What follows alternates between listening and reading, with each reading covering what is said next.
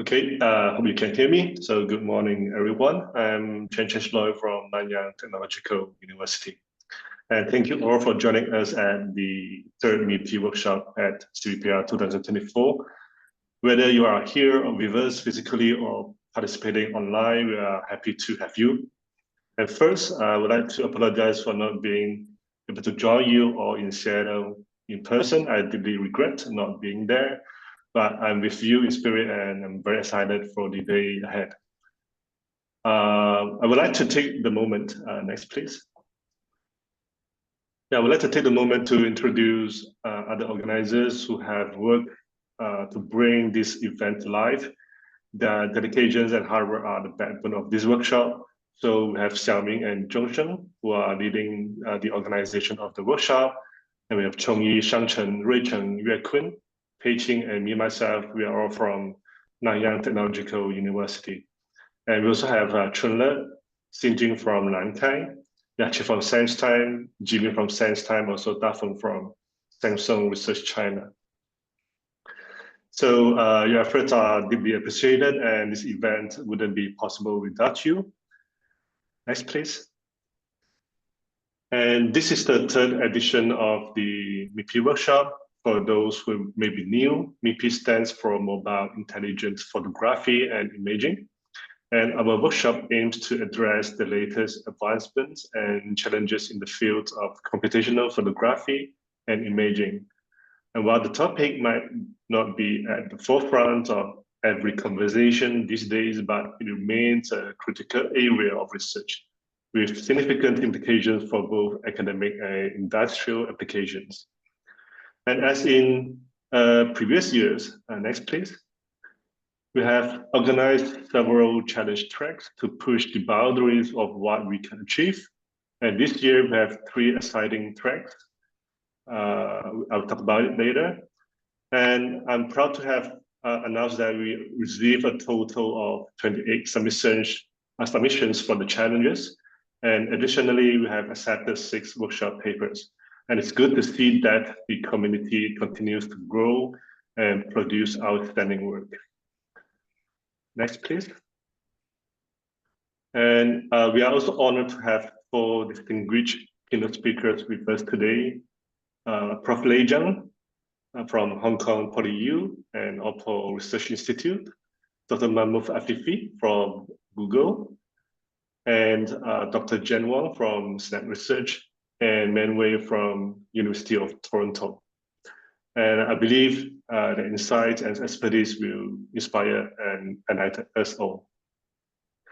And next, so before we move on to our keynote, I would like to announce the winners of this year's challenge tracks. So we have 3 tracks altogether: raw image denoising, the mosaic for hybrid DVS camera, and nighttime flare removal.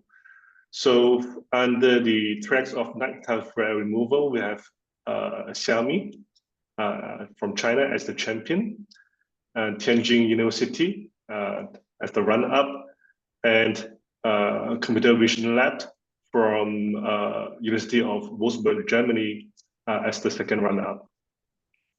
Next.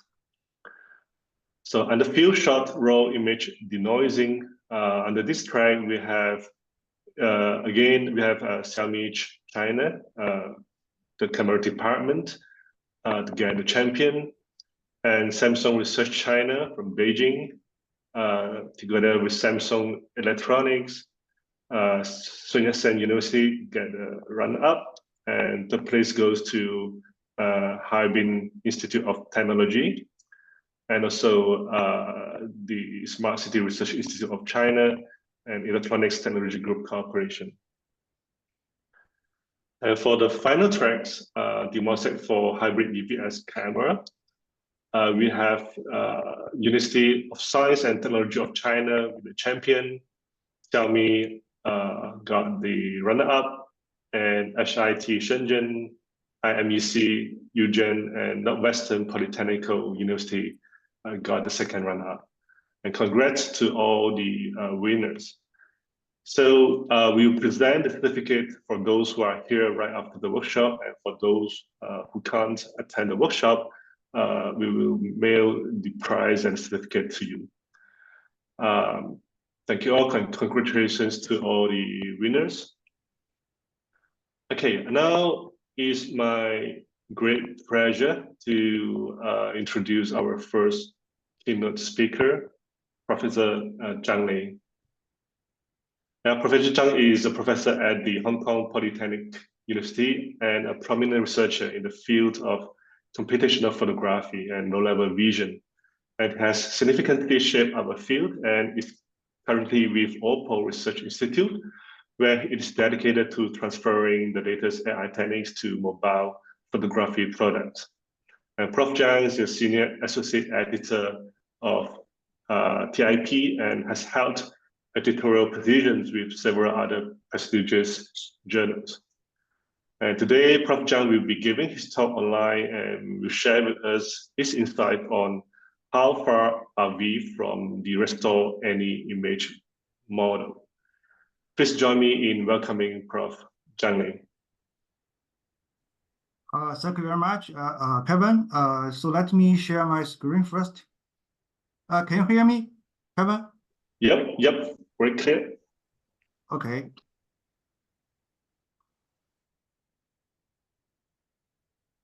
Okay, so now can you see my shared screen?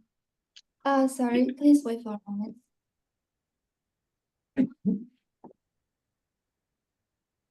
Can you see my screen now? Sorry, still not yet, not yet.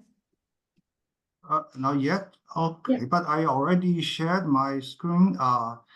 So let me try again.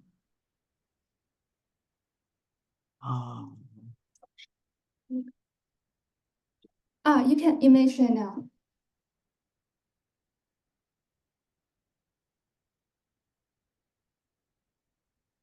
Can you see the screen now? Still not yet. Yeah, I don't know. I can see screen from here. I think everyone can see it. Oh yeah, I saw some somebody said okay, you can see it right now, Kevin. Can you see it now? Yeah, I can see your screen. Oh, okay. Okay, thanks for the introduction from Kevin. It's my great pleasure to share something about my recent work as well as my thought about the image restoration, especially in the current time. We have many large-scale models. For instance, we have GPT. You can talk to the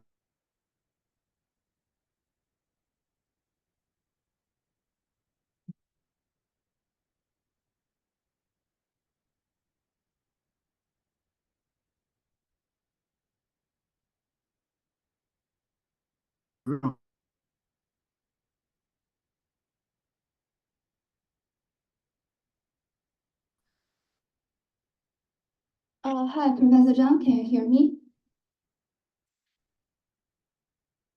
Hello? I think there may be a network delay.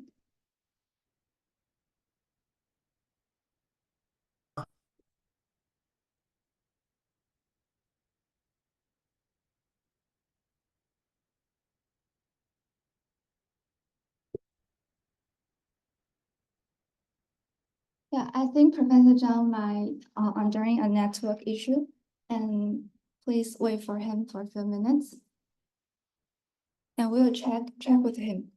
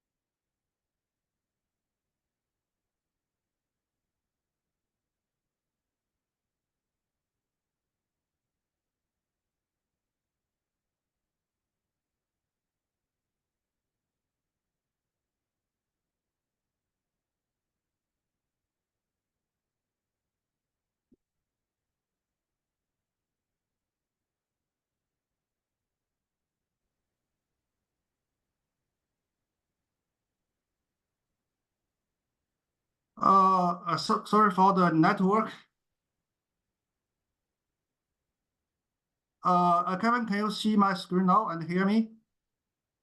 Yeah, I can see your screen. I can hear you. Okay, sorry for that, Maybe, because the network condition is not very good. So I just switched to another network. Okay, so let me continue. okay. Okay, so the talk today is about how far are we from the RAIM, the restore any image model, because we have so many large models such as recognize anything model, segment anything model. So can we have a model which has very strong generalization capability to restore any image, okay, with different conditions? So this is, I think, for many researchers in low-level vision, this is one of our dreams. Okay, so let's first have a brief review of the development of image resolution and enhancement. So in a very early time, so we have many different very simple filters to remove the noise, such as the low-pass filter, the Gaussian smoothing filter, the media filter, and the mean filters.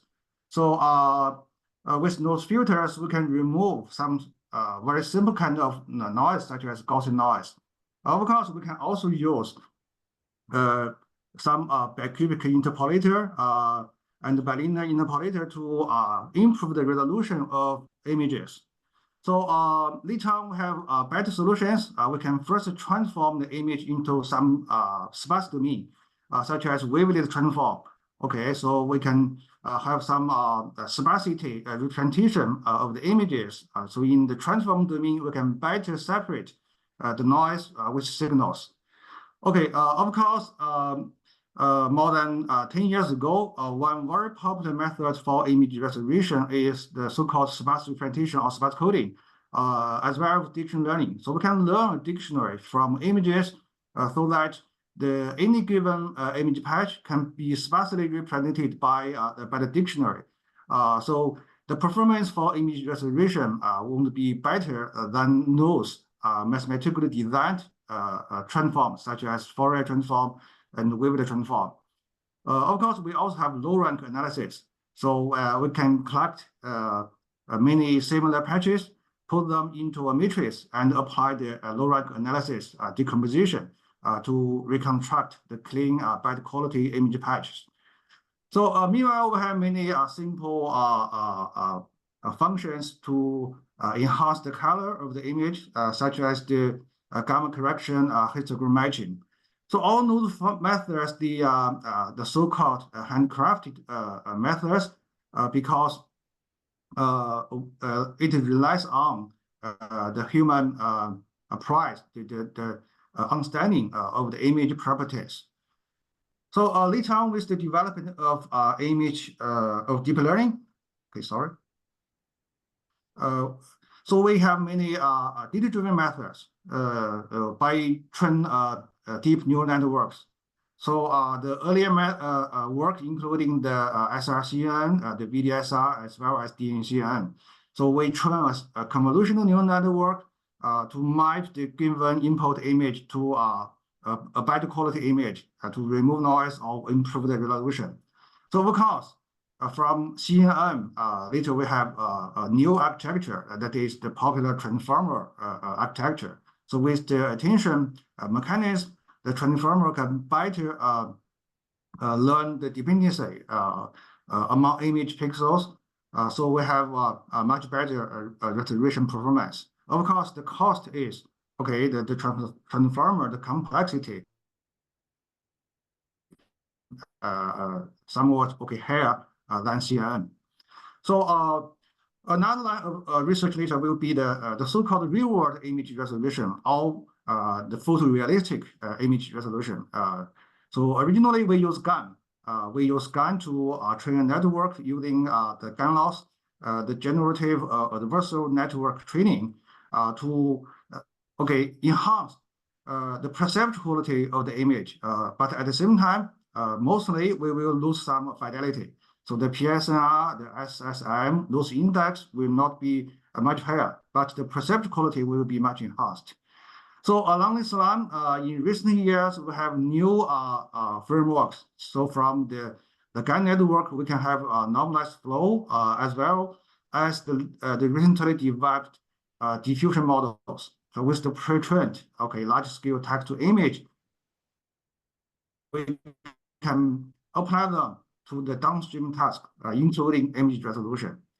So overall, so we can see that for image resolution and enhancement, the roadmap will be from simplified tasks such as remove Gaussian noise, interpolate the image size, to real-world problems. That is, the degradation will be much more complex than simply adding Gaussian noise or downsample the size.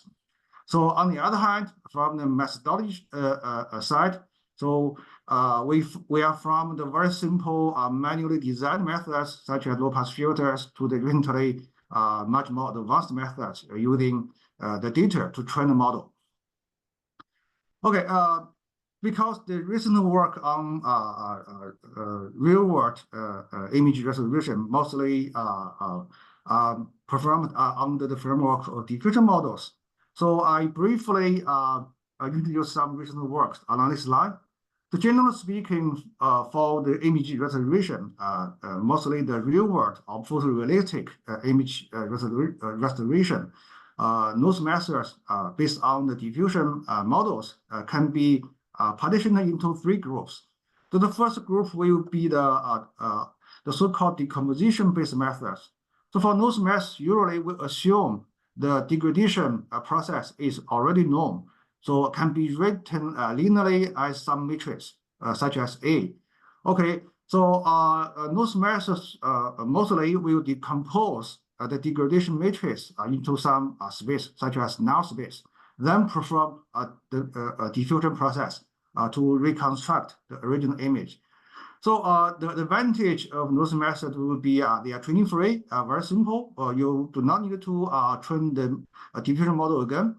However, the limitations will be you have to know or predefine the degradation process. So the degradation will be known and should be linear. So for nonlinear and all no degradation, so those methods will not work. So the second line of research will be we train a diffusion model, but not for image generation, but for image restoration. So one of the representative work will be the Redshift. So we can train a model specifically designed for image restoration using residual learning. But because residual learning will be very efficient, you only need to train a model to approximate the residual, but not the original signal. So the training process, learning process will be efficient. However, for those models, the limitation will be the pri. Usually learn pri is, the model is small, so the pri is limited. And the generalization performance is not very good. When we apply those models to the real world, real images, degraded images, so the result will not be very good. So the last category will be the those methods leverage the pre-trained text-to-image model. So of course, the advantage will be the pri will be very strong because those models already trained on billions of images. So the scale will be large, so the pri will be very strong, and the generalization performance usually much better than previous 2 kind of methods. So the disadvantage is also very clear because the model is so big, so the cost will be big. The inference speed will be slow, and the controllability is not very good. So sometimes the model will give you the result you are not expecting, unexpected result. So this figure shows roughly the roadmap of those methods, basically from 2020, from the DDPM. We have those works developed such as the DDNM, DDRM, decomposition-based methods. We have Redshift based on the diffusion on residual domain, as well as those recent works leverage the pre-trained text-to-image models. I briefly introduce some representative work along the last line of research, which leverage the pre-trained T2I models. So the first work will be the well-known the stable SR. Okay, actually it's done by the group of Kevin. So this work is the first one which leverage the T2I model for image super resolution. So I think it demonstrates that we can apply those T2I models to the downstream task of image resolution. The framework actually very simple, based on the control net. The result actually at that time is very impressive. I believe most of the researchers along this line know that the result compared with those previous works on real-world image super resolution is very impressive. However, this work actually does not consider the image degradation model. So sometimes the performance is not very stable, and the high-level text information, semantic information is not exploited. And it goes to 200 steps for the diffusion. So the inference time is also very long. So later, another representative work is the PSD.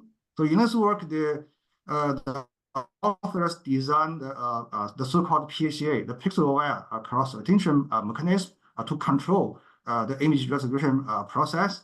At the same time, those high-level information, including the text, the class information using ResNet, okay, the detection information using YOLO, and also some high-level information using BLIP will be exploited to stimulate the generative capability of the stable diffusion model. So during the inference process, so-called adjustable noise schedule is also proposed to better control the inference information, the leverage the noise, the random noise, as well as the input low quality image together. So the disadvantage of this method is the semantic information is very sensitive to the degradation because those models are not fine-tuned. So later on, the CSR published in CVPR this year. So this work actually improved the PSD. So in the first step, the authors fine-tuned REM model, recognized entity model. By fine-tuning this model, so the input low quality image, okay, the text information can be better extracted from the low quality image. So then this fine-tuned model, the so-called DAPE, will be used to control the image resolution process. So the performance is much better than and more stable than the previous PSD. Okay, another representative work is the Super IR. So this method scale up. Okay, so first of all, it used the SDXL, a large model, a generative model. Also, it used the LLaVA to extract the text description from the image. So the total size of the model is very big, and so this is the inference time is very low. And I believe one major issue is the controllability is very poor because many times, sometimes the result will be very, very good, but sometimes the result is very bad because the text information is not unstable. Okay, so those are some recent works along the line of leveraging the generative price for image resolution. So, but anyway, for image resolution, I think many works in academic research, there is some kind of gap between the academic research and the real world industry application. So I briefly summarize some difference. The first difference I think is on the data. So in academic research, usually we simulate data, we construct the training pairs to train our model. So in this process, we usually assume some kind of distribution of noise, such as the Gaussian Poisson noise for real-world images. And we also use simple operators such as bicubic operator to downsample the resolution of the image. We can use Gaussian kernel or to blur the image. We add some simple motions. So we can simulate some degraded images to construct the training pairs. Okay, the low quality image, the high quality image. So although we already developed many different methods to perform such kind of simulation, but in a way, the real world data, they are much more complex. First of all, the noise, they are non-IID, they are not Gaussian Poisson. They're very complex under different conditions, different illumination, different ISO. Okay, so the blur is also very complex, cannot be modeled by the simple motion blur or the Gaussian blur. So the illumination condition different, then the degradation will be different. So I show you one example here. So this image is collected under low light condition. So actually, you can see for those Chinese characters, the highlight degradation. So this is very difficult to process. So the gap between the depth between the data in academic research and real world industrial application hinders the application of a lot of methods to real world scenarios. So another a very big gap, the difference is the objectives. So for those academia researchers, including those professors, PhD students, postdocs. So our goal actually, honestly speaking, most of us, we want to publish papers. So to publish papers, we have to use metrics, quantitative metrics to prove that our method is better than the previous ones. So for instance, we have a higher PSNR, we have a higher SSIM index, we have lower LPS scores, so that means better quality, right? But actually, all those indexes, they cannot faithfully measure the real-world perception, the real perception of human visual systems. So I'll show you one example. So those two images.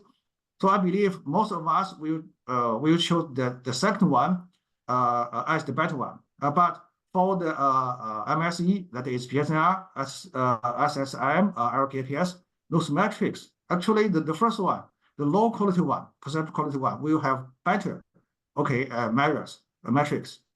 So that means that almost all the existing metrics cannot faithfully measure the perception of human visual system. But in real world, in industry application, because I'm working at Oppo recently, so I communicate with many practitioners in industry. So they mostly use different kind of incomputable objectives, to measure the quality. So those objectives cannot be quantized, so they cannot be used to optimize our models. But we have to adjust our model to meet those requirements. So this process is very, very tedious. We waste a lot of time of ours. So, but anyway, I don't know how to translate those words, because in Chinese there will be something like 触摸感、油画感、质感。But I don't know how to exactly translate them into English. But those measures, those objectives are very hard, to optimize. So let me show you some results of the representative model. When we apply those models to the real-world images, for instance, this import image is real-world low-resolution image. What will be the result? So the first two methods, they are CNN-based methods. So basically, they are blurred because the details cannot be reconstructed or restored with a better perceptual quality. So the third one and the fourth one, they are GAN-based methods. So before diffusion models, the GAN-based methods, they are the most popular one. So we can see that at the first looking at them, the perceptual quality will be better than the CNN-based one. But when you observe those images with more time, you can see the nose area, okay, the grass, the flower, actually the reconstructed output are not very natural. Okay, not very natural. So that means that they still far from the requirement in real world requirements or real world applications. Okay, the last two images, the results are from the diffusion models. So clearly, most of us know that for the diffusion models, they are very poor at those text or characters, especially for the Chinese characters. So totally wrong. This is because, first of all, the VAE, the variational autoencoder, will lose some details, and in the diffusion process, okay, for very fine scale structures, it's very hard to control. So overall, okay, the methods, those methods, the performance is still quite limited. Okay, let me show you more examples. This is another one. You can see for the diffusion models, the CSR of CYR. So the patterns on the wall are totally different. Of course, they are also different from the original image. Okay, so because of the challenges, the real world challenges for the image resolution in the wild, in real world scenarios, and the gap between the academic researchers and industry engineers. So in this year in CVPR, we organized a challenge. We call it RUN, Restore Any Image Model Challenge in the wild, the challenge. So the goal of this challenge is just to provide the platform, test platform for AI researchers. So this here, the AI, the A is for academia, the I is for industry. So I think this is another kind of AI. So how the researchers in the academia and the industry, so to evaluate, okay, their methods on the degraded images in the real world scenarios. Okay, we hope that this platform can facilitate the research on the RUN in the wild. So this challenge includes three phases. And in the first phase, we provide the researchers with 100 group of images. For those images, we provide the reference GT. So we collect those images in the controlled environment, so we can have a reference GT. So we provide those GT together with the degraded images for the developers to train their models, to fine-tune their models. So meantime, we also provide 100 images without reference GT. So they are real-world degraded images, no GT, no ground truth. So in the second phase, we provide another 100 groups of paired data for them to fine-tune their models. So meantime, they can submit their result to the website, so we can provide some feedback on the result on those images without GT. So in the last phase, we invite the top 12 teams to continue the competition with another 50 groups of images. So for those images, there is no GT for them. So we evaluate the result. Totally depends on the subject evaluation. So we invite some professional photographers and engineers in this process. Okay, let me show you some example images. So this is in the first phase. Okay, those images, they are collected in real world conditions, but under controlled environment. So we can construct the pairs, the low quality image and the high quality one. The tasks actually involve those denoising, super resolution, autofocus, motion blur, and so on. So we use those full reference metrics such as PSNR SM as the metric to evaluate the result. Okay, this is the another group of images in the second phase. So in the second phase, we provide those real-world images, okay, local images without any GT. So actually, for those images without GT, there can be some smooth details and textures, and some stroke adhesion in the super resolution process. Okay, and in the highlight area, the colors and edges can be a lot of artifacts. So for the evaluation, because no GT, so we invite some experienced practitioners to subjectively evaluate the result of those competitors. So okay, so this figure shows some challenges. You can see for this bird, actually we lose a lot of details. Okay, for the tree, so there are some kind of color artifacts here. So for those characters, okay, the readability is very poor. For those textures such as trees, the grass, and the lake, so we lose a lot of details. So all those things, they are very important in real-world photography, especially for smartphone cameras. So we hope that the output can be enhanced with textures, details, and as well as the colors. Okay, so overall for this challenge, we received more than 200 registrations, and 39 of them submitted their result in the second phase, and with more than 400 submissions.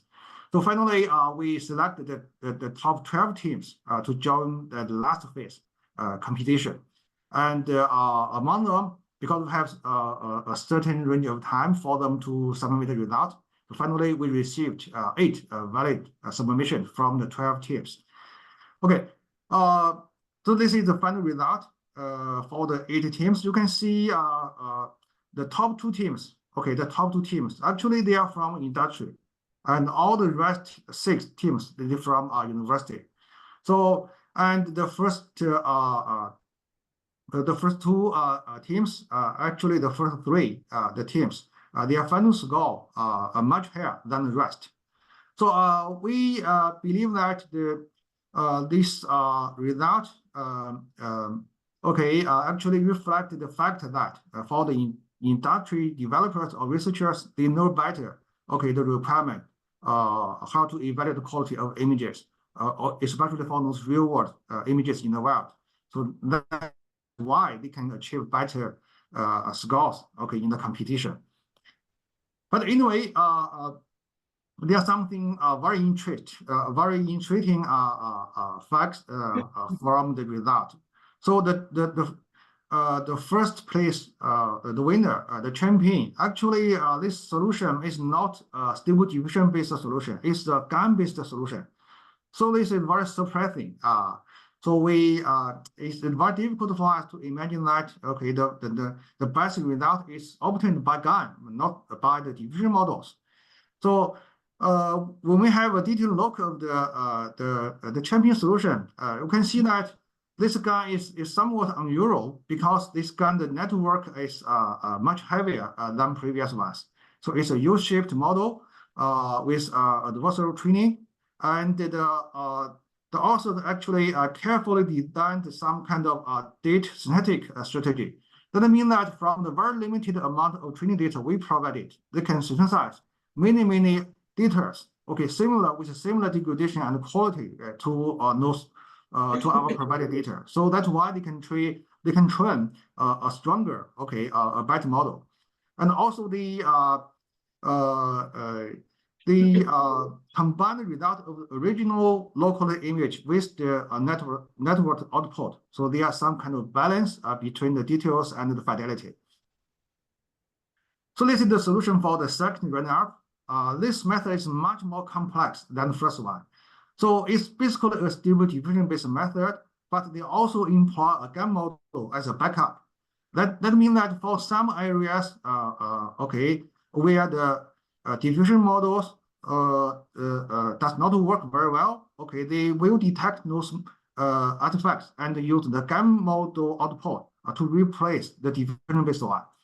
So this method is very engineering, but a lot of post-processing strategies. But anyway, the final output is good.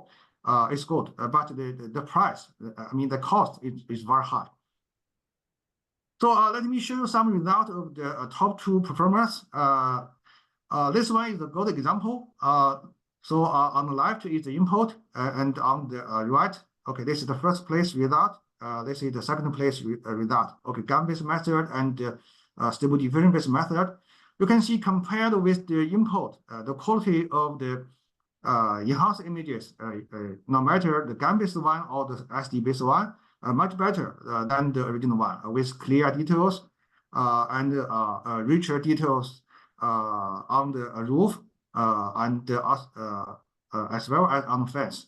So the perception quality is much enhanced without too much artifacts.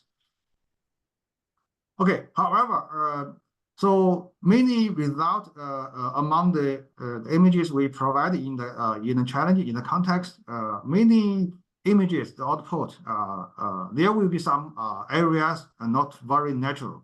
So this is another example for the tree.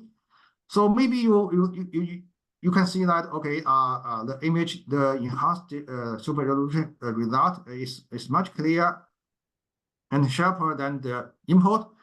But when you look at them with more detailed looking, you can see that for the leaves of the tree, actually over enhanced.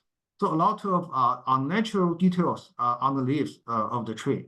So this is in industry applications, for instance, in the smartphone cameras, actually this is not acceptable. So we okay, we have to smooth a little bit for those areas. Okay, this is another example for the wall, the patterns, the stripes on the wall. You can see for the GAN-based method and the Stable Diffusion-based methods. So after image enhancement, super resolution, actually the pattern of the wall, okay, will be much different from the original one. So both of them, the result different from the original image. I can tell that. And between the GAN-based method and SD-based method, their restoration results are also very different.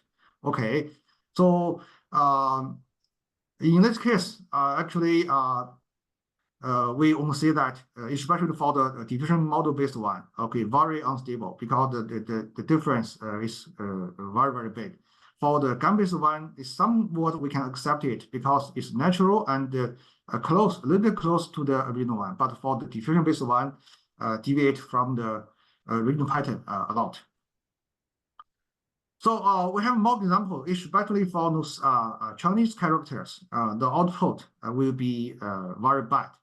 So you can see for the text here, no matter the numbers or the Chinese characters, okay, for the GAN-based one and the Stable Diffusion-based one, they are totally different from the original characters.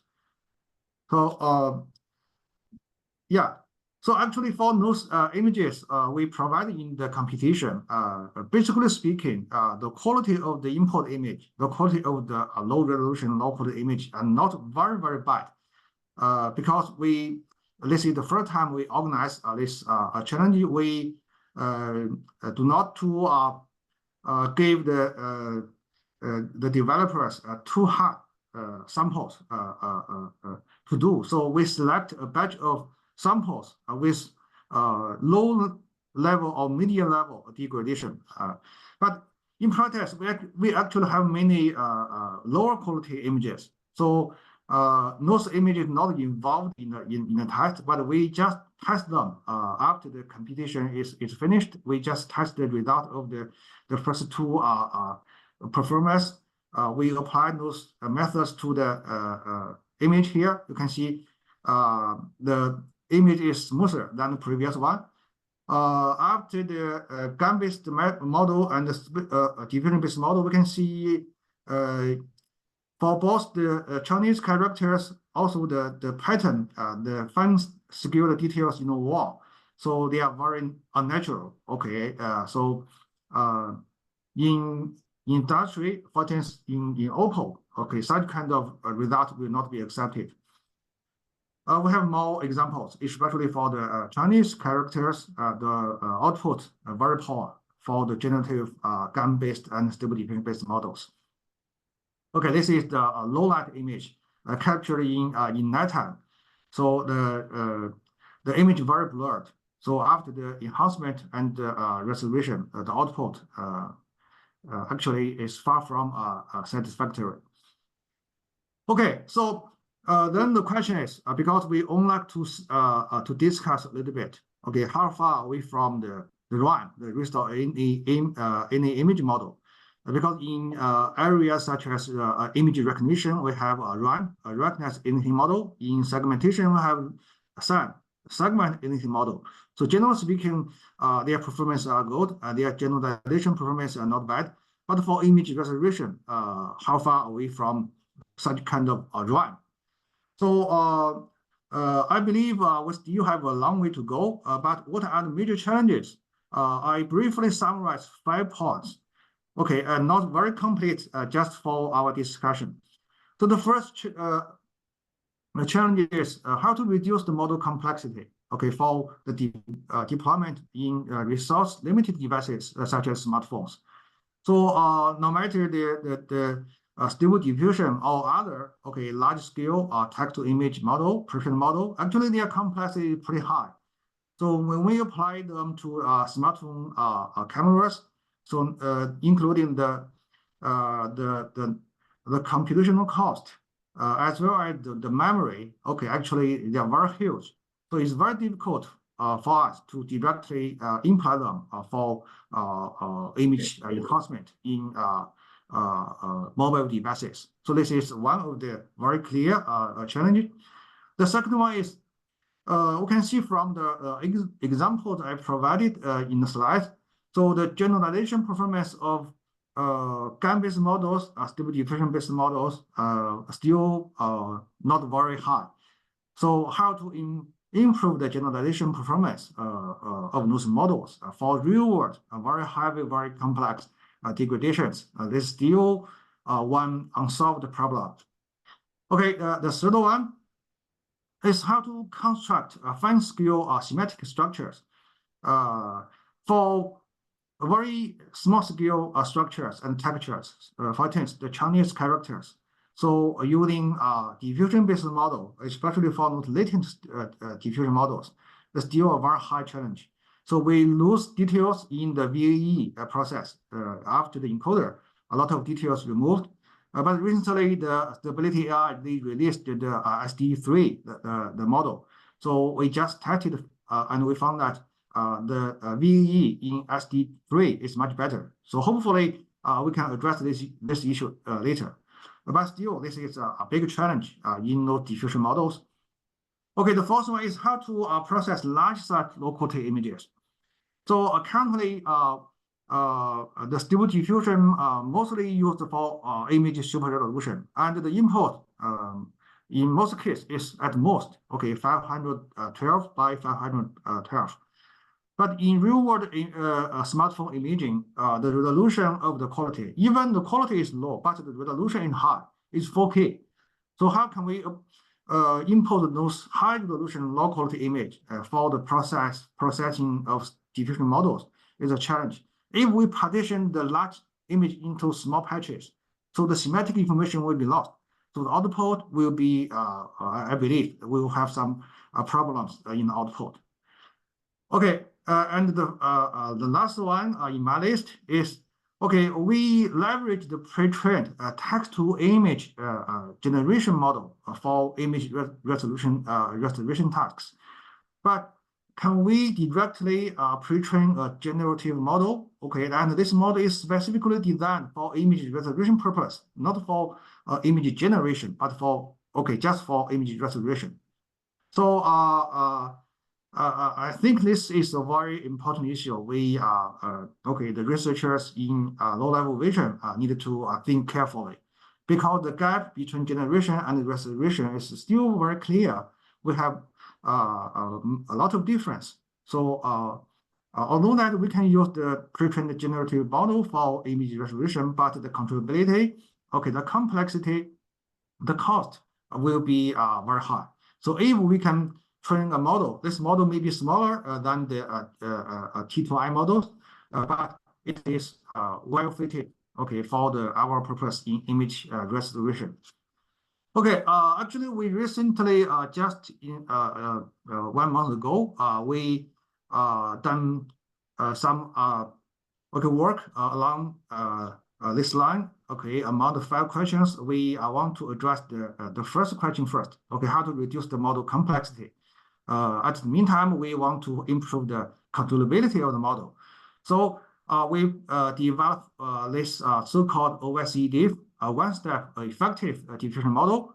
So all those previous methods, the real-world super resolution methods, they usually okay, they run the diffusion process for several steps. Okay, at least for maybe 3 or 4 steps, and they also needed to use the random noise as the input. So because they use the random noise as the input, they needed to run several steps to reconstruct the image, and the stability actually is not very high. So in our work, we and most of the previous methods actually they use ControlNet as the backbone, as the framework. So in our work, we do not use ControlNet. We use LoRa. So we use LoRa to fine-tune the encoder and the U-Net, and we do not use any random noise as input. Okay, we directly use the low-resolution image as the input. Okay, this totally remove the randomness in the image resolution process, because without the random noise, the output given the input low quality image, the output will be deterministic without any randomness. And also we only need to use a one-step diffusion to finish the image reconstruction process, because we believe the input low quality image already contain enough information for the reconstruction process. So this is the training framework. So we use LoRa to fine-tune the encoder and the U-Net. We fix the decoder. Okay, and we use the R1 knob, the perception loss, as well as the I think the we apart from the fidelity loss, the R1 or L2, or as well as the perception loss, we also have a important loss, that is to align the distribution of the output to the pre-trained text-to-image model. So this is for the regularization of the distribution to ensure the quality of the image. Okay, and we use the VSD loss, variational Scott distillation, to finish this part. Okay, the paper already put on arXiv, and the code will be released very soon. I show some result. Okay, this is the performance comparison. We compare our one-step model with the previous state-of-the-art. You can see on most of the index, including SSIM, LPIPS, PSNR, CLIPS, AQA. So the one-step model is very close or even better than those previous multi-step models. But in terms of the number of parameters and the inference time, because we only run the diffusion for one step, so it's much less inference time than the previous models. And we use LoRa, we do not use ControlNet, so the trainable parameters is very small. So the result is those out on the simulated images. We can see that compared with previous methods, the one-step model is very stable because it's only without random noise as input, or only the input low quality image will be used in the resolution process. Okay, so this is another example. We compare with those stable SR, okay, CSR, and the PSD. You can see for the PSD, because it uses high-level information, if the semantic information is wrong, so the output will be totally wrong.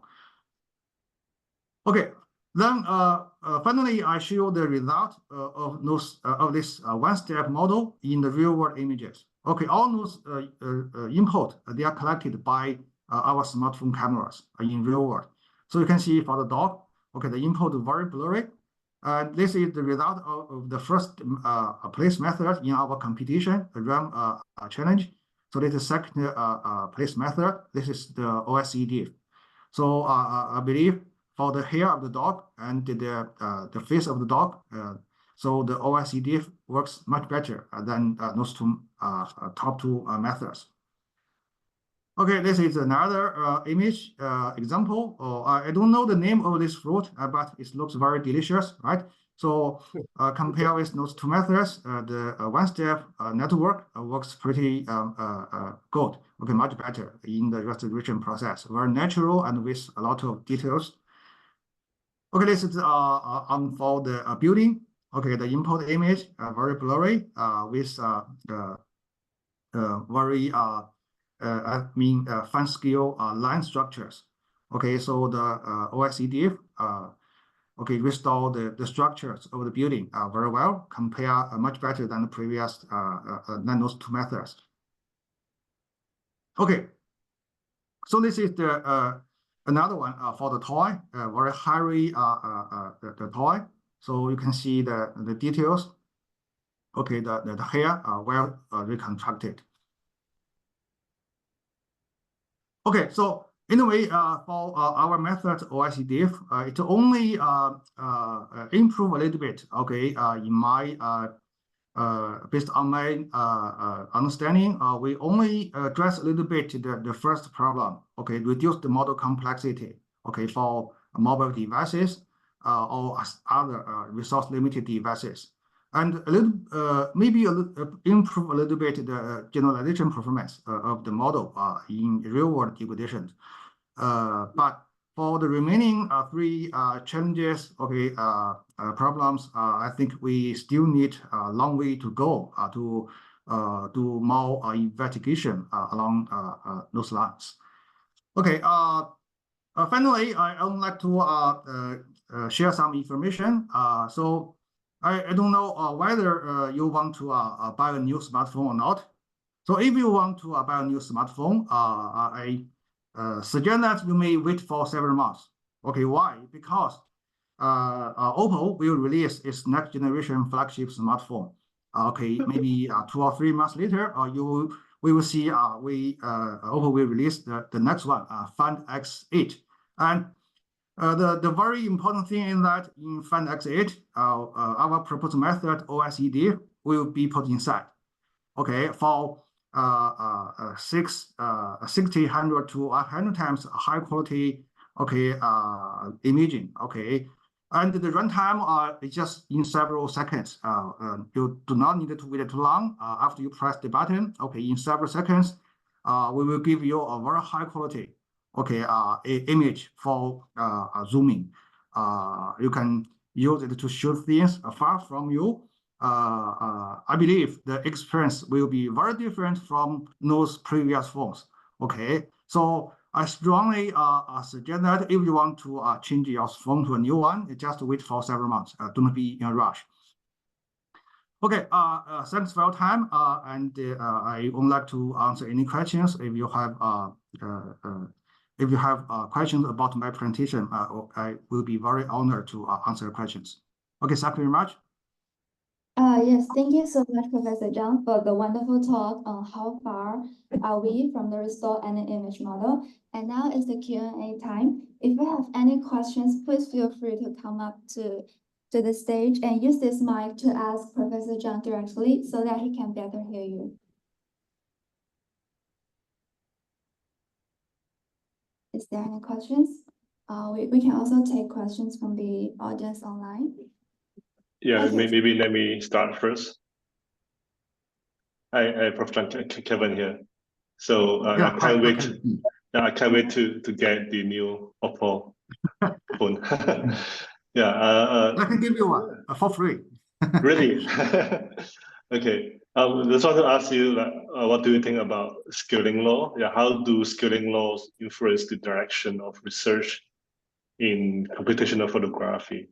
And are there any risks that focusing on scaling could overshadow other important research areas? I think the scaling law is very interesting. So I believe the scaling law has already demonstrated its practice in many other areas, such as large language models and also vision language models, as well as in image generation, such as the Stability AI. They released the SD models. So all those models have already successfully proved that if we have a very large scale of data and we train a model with enough size, so the result will be very impressive. So I believe this law is correct in some sense. But for image resolution, whether the scaling law is the key factor or the most important factor, I am not very sure, because so in a way, the resolution is a very different problem from recognition from generation. So we have a very different requirement.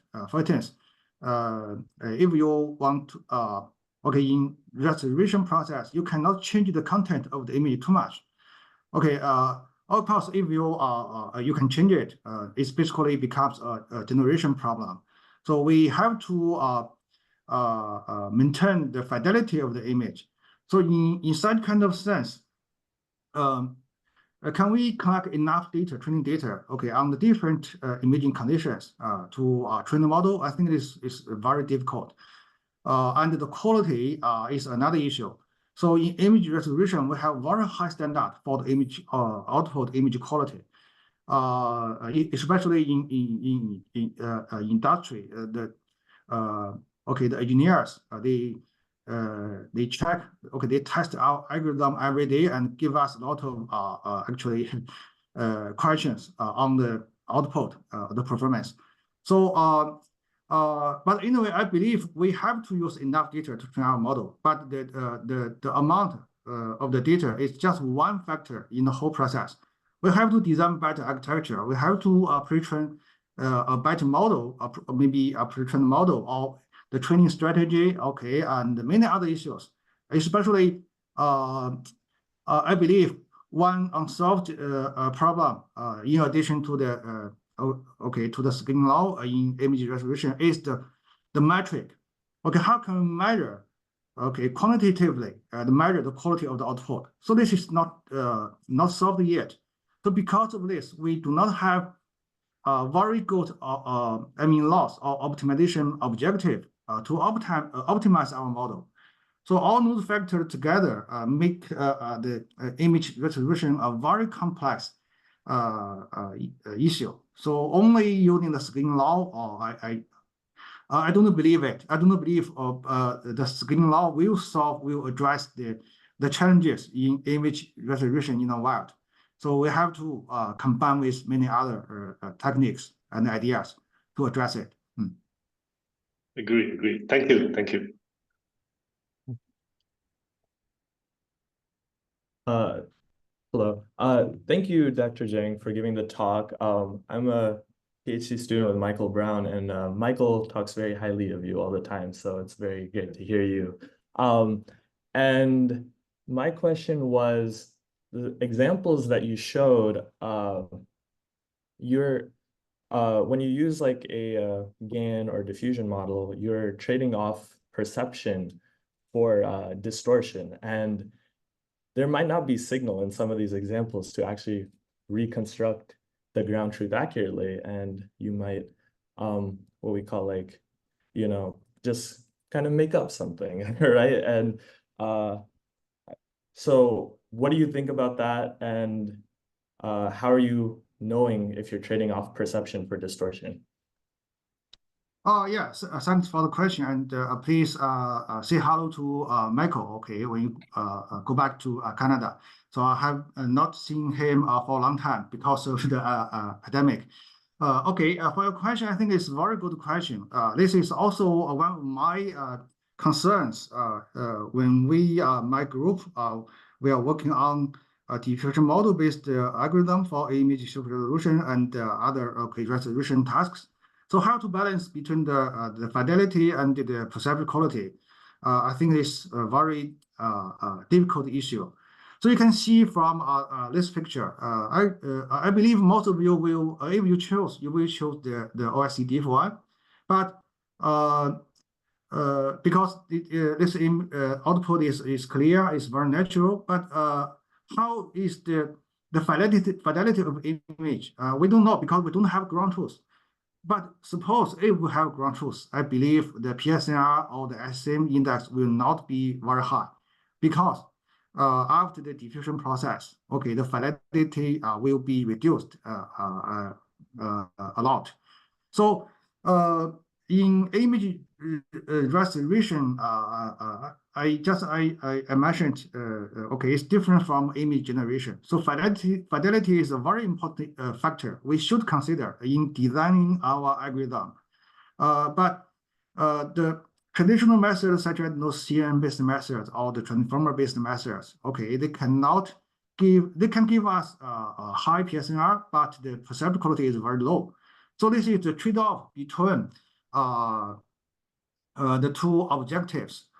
Do we have a solution to solve it? I think we currently do not have a very effective solution to find one output, okay, which can have both high fidelity and perceptual quality.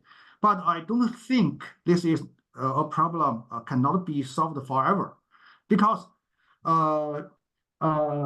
for example, I told my students several times, suppose we have a circle. Okay, this circle is the range that for the fidelity. That means that any solution fall into this circle, okay, will satisfy our requirement for fidelity. Then how can we find the one among, okay, within this circle, how can we find the one which has the best perceptual quality? So if we can do it, okay, this is basically a searching problem, but the complexity of the searching process will be very high. But if we can find a good algorithm, okay, to search within a range of candidates, okay, those candidates can have enough fidelity, then we can find the one, okay, locate the one which has the very good, okay, perceptual quality. This can be one solution to address this trade-off. But currently, no matter we use the CNN architecture or transformer or even the those stable diffusion models, we have many different loss functions such as perceptual loss, the GAN loss, okay, and the L1 norm, L2 norm, or many other loss design. All those existing methods, okay, will trade-off between the fidelity and the perceptual quality. So this is unsolved issue. But I believe we should be able to address this issue in the following years. Okay, I'm actually I'm working on this issue. I have some very rough idea, but not a very clear solution yet. So I hope that all of us, okay, the researchers in image restoration should think carefully. Okay, how can we achieve enough high enough fidelity? Okay, when we pursue the perceptual quality. Thank you. Okay, thank you for engaging questions. And also a special thanks once again to Professor Zhang for you sharing your valuable insights with us today. Okay, thank you very much. Okay, bye-bye. Okay, bye.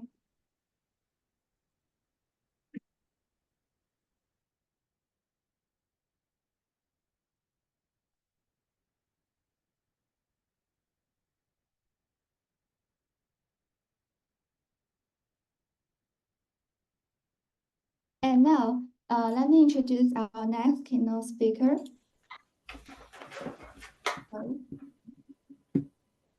And our next keynote speaker is Dr. Afifi. And Dr. Afifi is currently a software engineer at Google. And prior to joining Google, he worked as a machine learning and camera algorithms engineer at Apple.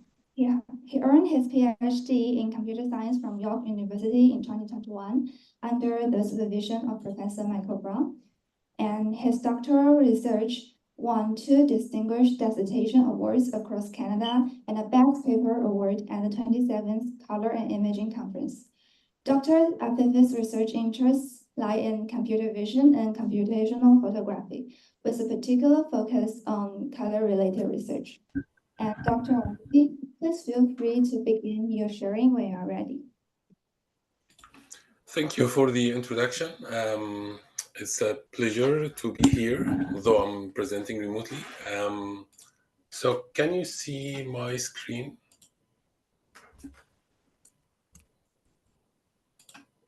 Hello, can you hear me? Yes, yes, we can hear you. Yes. Uh, Okay. So you can see the slides right now. yeah, we can see right now.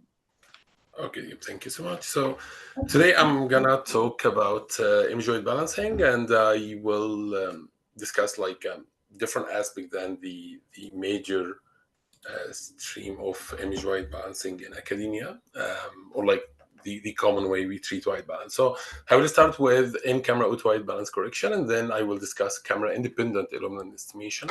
Then I will go to discussing post-capture white balance correction and editing. And then I will discuss spatial white balance correction and the impact of white balance errors in high-level computer vision tasks. So to start, we need first to like review how we perceive colors, and basically colors is a sensation that we perceive based on three different components: the object spectral reflectance component, and the spectral power distribution of the illumination in the scene, and our eye sensitivity.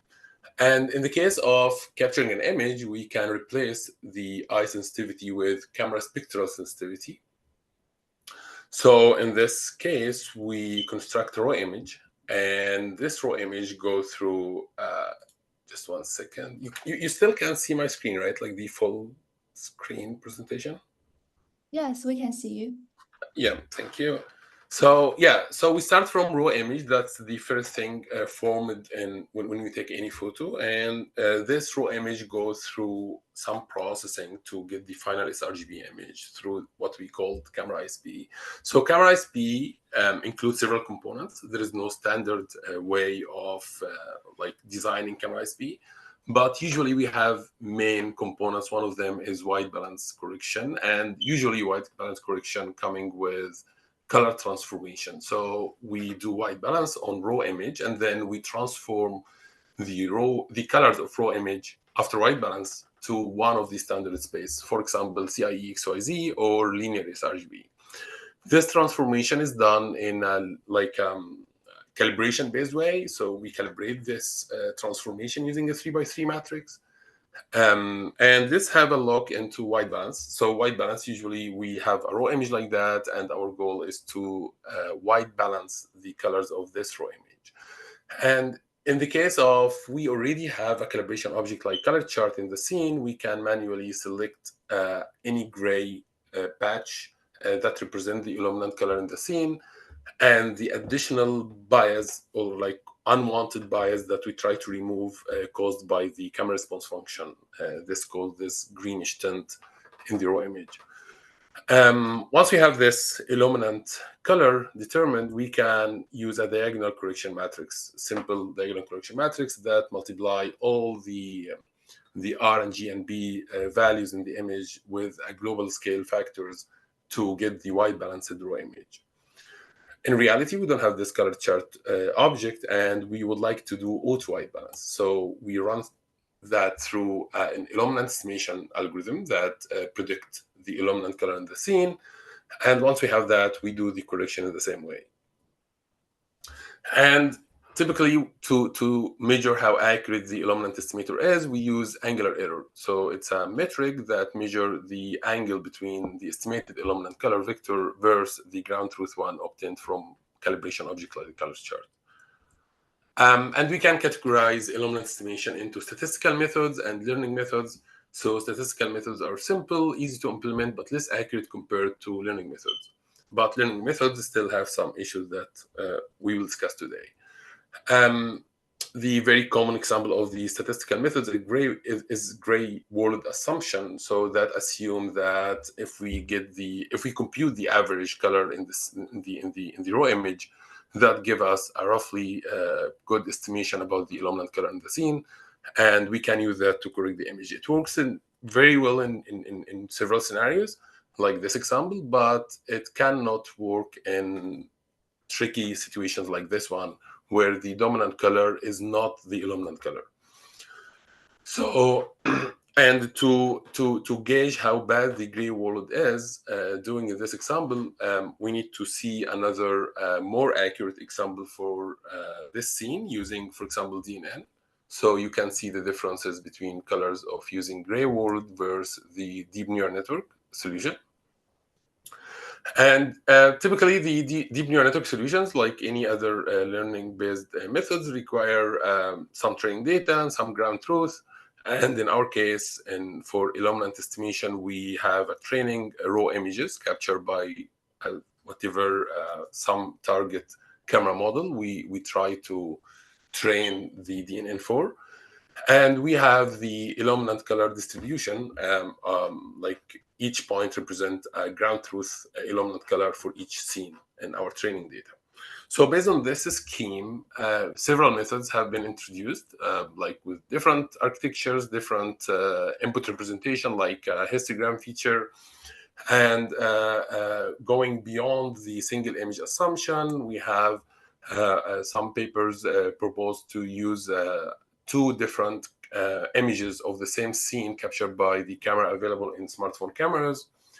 Some methods propose to use depth information in addition to the raw input image to predict the final global RGB of the illuminant in the scene. And we have our recent work that proposed to use long and short exposure images, raw images that available in HDR imaging pipeline to reduce the number of parameters and achieve good accuracy. So regardless of what architecture we use, we recently see very impressive results in white balance correction and illuminant estimation using global assumption, and we can see errors below 2 angular error. And below 2 angular error usually is just noticeable difference, which means like you cannot distinguish between a white balanced image with angular error below 2 versus the ground truth one. So the question is, are we done with white balance, or we still have some direction of research that need more explanation? So one of the big limitation here in this learning-based methods is the fact that if we change the camera, we change the ground truth distribution. So for example, here I'm showing a set of scenes around 200 images captured by different cameras from NUS dataset. And I'm plotting the color distribution of the ground truth of the same exact 200 scenes. So we can see there is a big differences between the color distribution of ground truth from camera to camera. And that makes sense because we already discussed the image formation equation, where the camera's sensor response function play a major role in informing the measured color and in forming the raw color as an input as well. So once we change the camera, we change the input color meaning, and we change the ground truth. That requires to retrain any deep neural network model on any new camera. And of course, that's not practical solution at all, because that requires collecting new training data. So to solve that, we have a few attempts in academia that target to do raw-to-raw mapping, kind of domain adaptation. So we can map all images coming from the new camera to the old camera, and then do the illuminant estimation and project that back. So this kind of raw-to-raw mapping doesn't be designed to solve the illuminant estimation problem when we do cross-camera running, but it's just a general way of doing raw-to-raw. So one of the early work in this, assuming we have a color chart present in each scene. So it's kind of calibration-based method that assume we have a color chart of like present in camera A and camera B space, and then we capture that and we compute some mapping function to go from camera A color to camera B color. And more recently, we proposed a semi-supervised raw-to-raw mapping. So the idea is we try to use deep learning with a more practical setup. So we assume we have a data set of unpaired data set from camera A and B that we try to do the raw-to-raw mapping between them, and a small set of paired images from both cameras. And we do training in 2 different phases, like when we have a training example coming from the unpaired set, we do self-supervised reconstruction loss. And when the training example coming from the paired set, which is a very small one, we do traditional supervised loss. And at inference phase, we simply swap the decoders so we can map from camera A to B and from camera B to A. And more, and of course, this was mainly targeting the neural ISP, like the entire ISP, because in neural ISP, we train a network to map from raw directly to the sRGB, and this network implicitly doing all the traditional camera ISP steps. So in this case, if we train on camera A to map from raw to sRGB, and then we take this trained model and run through camera B, we will not get good results. So instead, we propose to do the mapping first to map any image from camera B back to camera A, and then run our neural ISP, and then we got the final result. So here is an example of image taken by iPhone and the final rendered image from the same device. And we in the right we have image taken by Samsung, and it rendered with ISP trained on Samsung images. And in the middle we map the raw image from iPhone to Samsung space, and then we render that through the ISP trained on Samsung ISP on Samsung data. So this was the main purpose of this kind of raw to raw.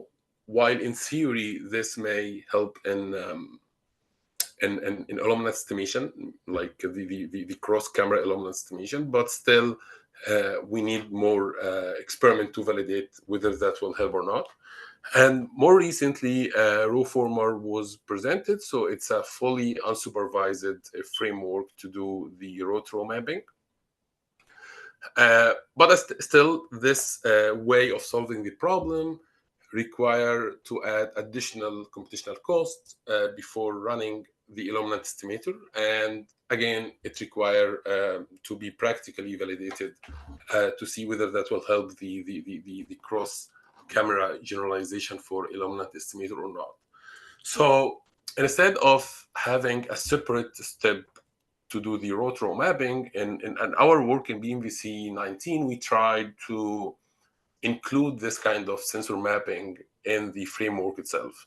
So the idea is, instead of working directly on raw space to do the illuminance estimation, we learn in unsupervised way, a working space that kind of minimizing the differences between the raw images from different cameras.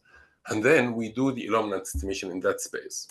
So it's very simple, like architecture design. We start with raw image, and then we go through a simple neural network that predict a 3x3 matrix. This 3x3 matrix multiplied by the raw image to give us the mapped image. And then we do the illuminant estimation on this mapped image. And the final predicted illuminant color is produced by multiply this predicted illumination vector by the inverse of this matrix.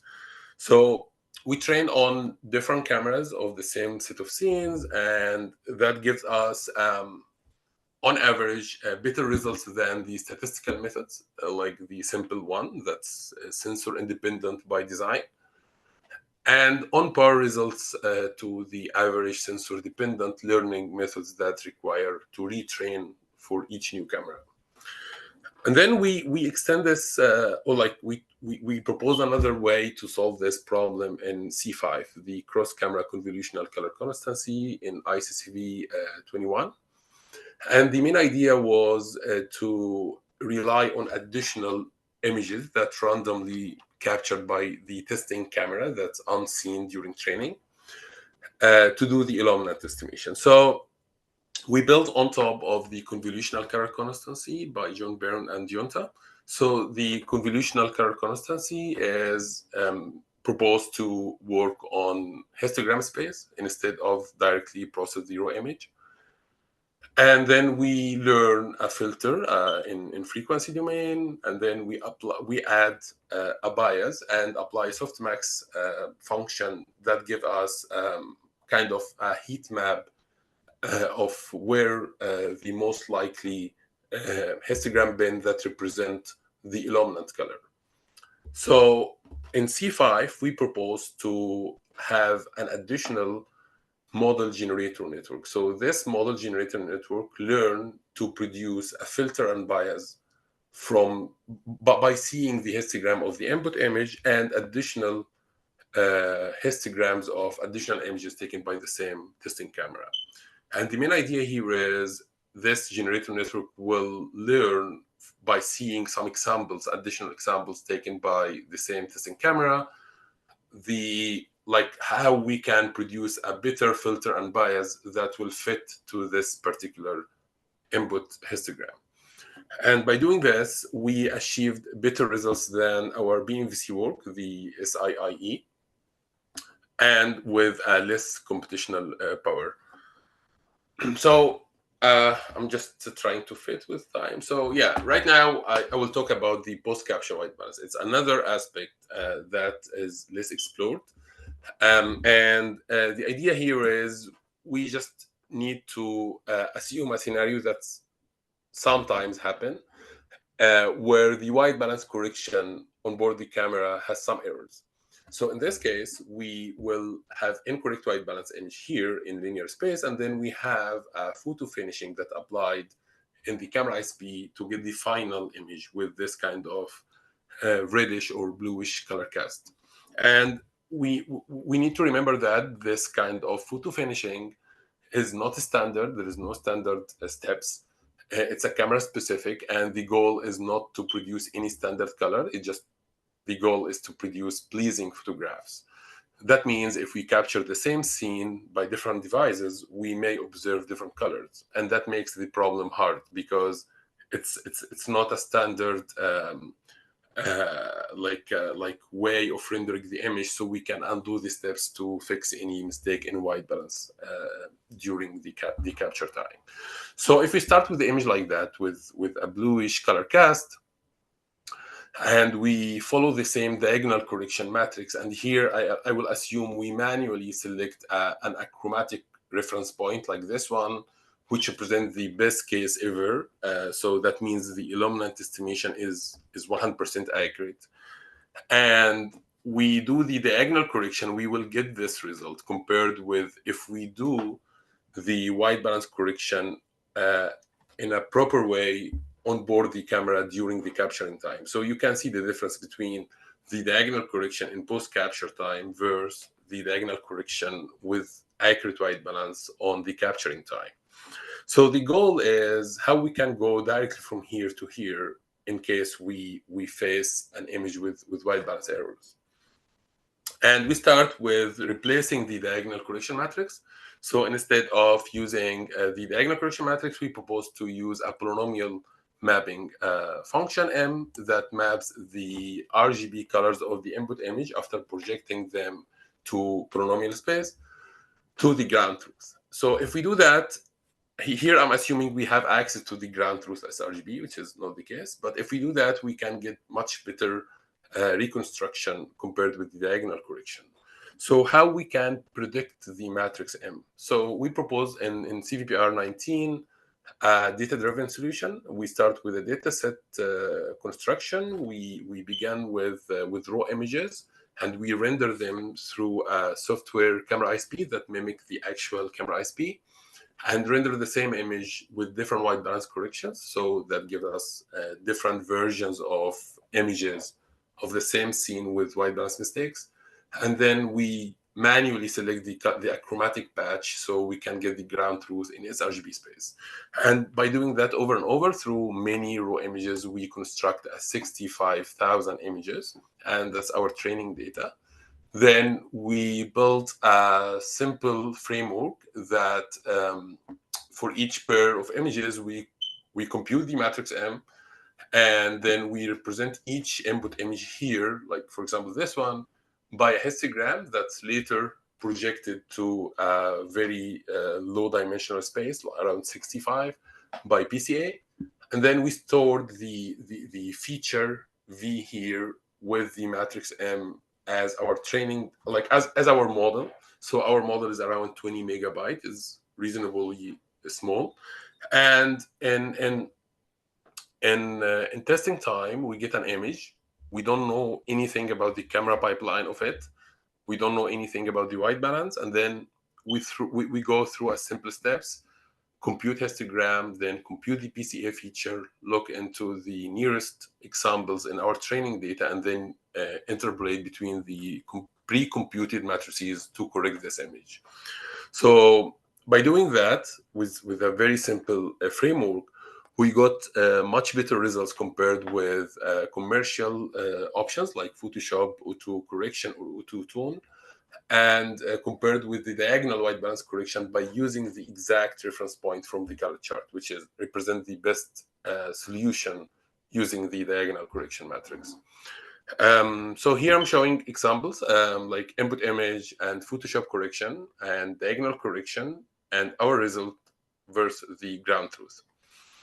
We used to have an online demo and by scanning this QR code. I hope you can hide this. So by scanning this QR code, you can check the GitHub page. I'm not sure if the demo is still running, but we used to have this demo. So you can upload your image and see the image corrected. So of course we can replace the entire handcrafted design we made by a single neural network. That's of course can be implemented using an UNet, for example, like this. But we can basically do more by not just only doing the correction. We can do white balance editing to match any user preferences.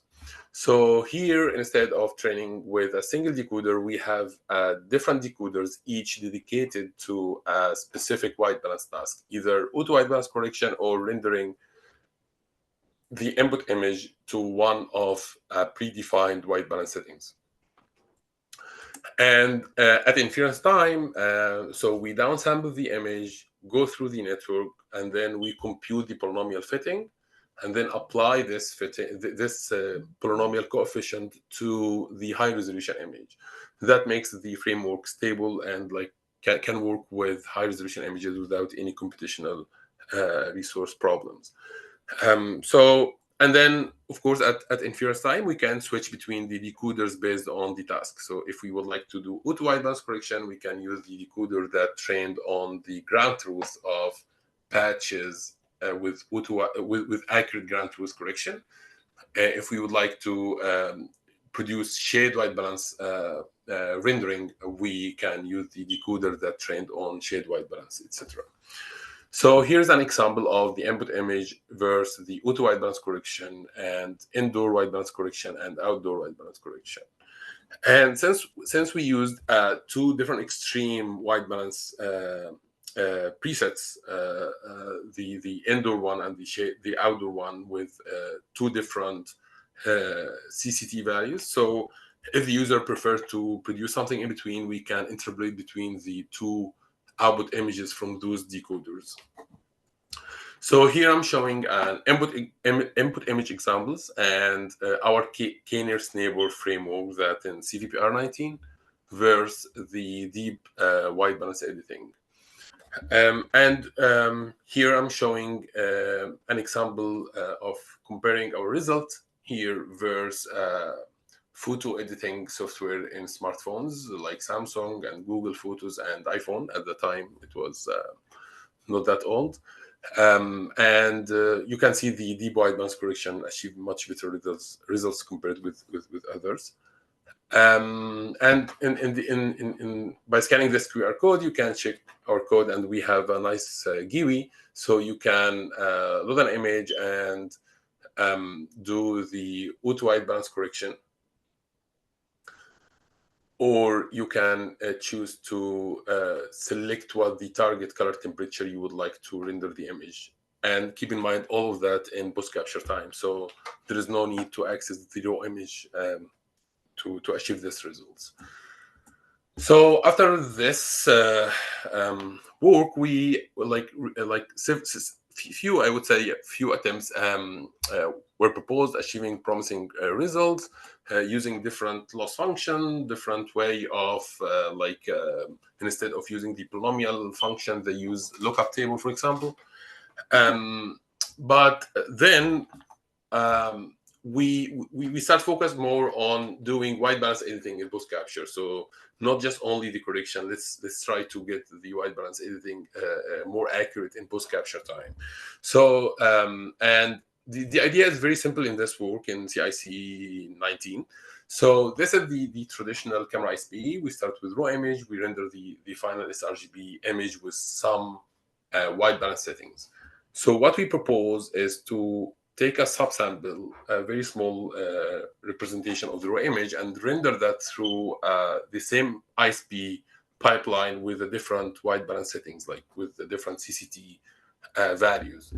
And that will give us different small versions of the same image rendered, and we compute a subsample of the final rendered image that's shown to the user, and we compute the polynomial mapping function between the subsample image and the produced output from this thumbnail image with different preset white balance settings. Once we have this mapping coefficient, we can store that as an external metadata in the JPEG file that doesn't require more than 6 kilobytes. And at inference time, if the user prefers to change the white balance settings, we can load up the corresponding polynomial mapping function and blend between the nearest key points based on the selected color temperature by the user. So it's a straightforward but very efficient to have the post-white balance correction applied in after capture. And another work, maybe I just want to speed up, was trying to include the improve the way of interactivity with the user. So instead of determine the color temperature, how about similar to Lightroom, we would like to manually select a reference point from the scene and see the image corrected with that in a better way than the diagonal correction.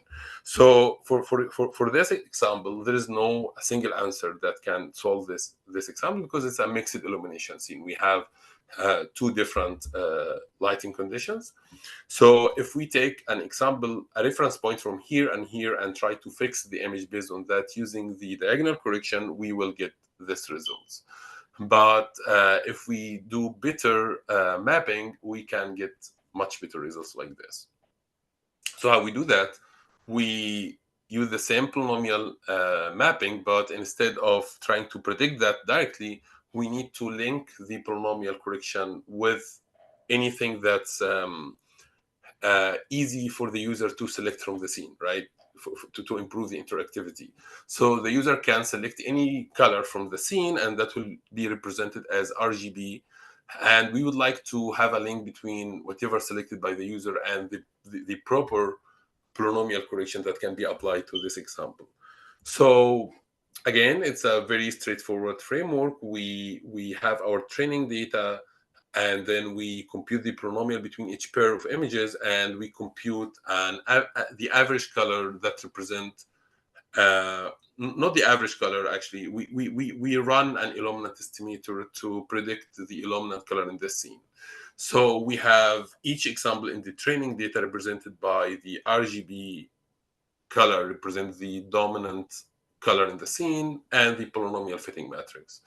Then we cluster our training data, and then for each cluster we compute what we call the rectification function, rectification matrix. So the rectification matrix try to make this link between the RGB vector and the higher polynomial coefficient that can fix this image.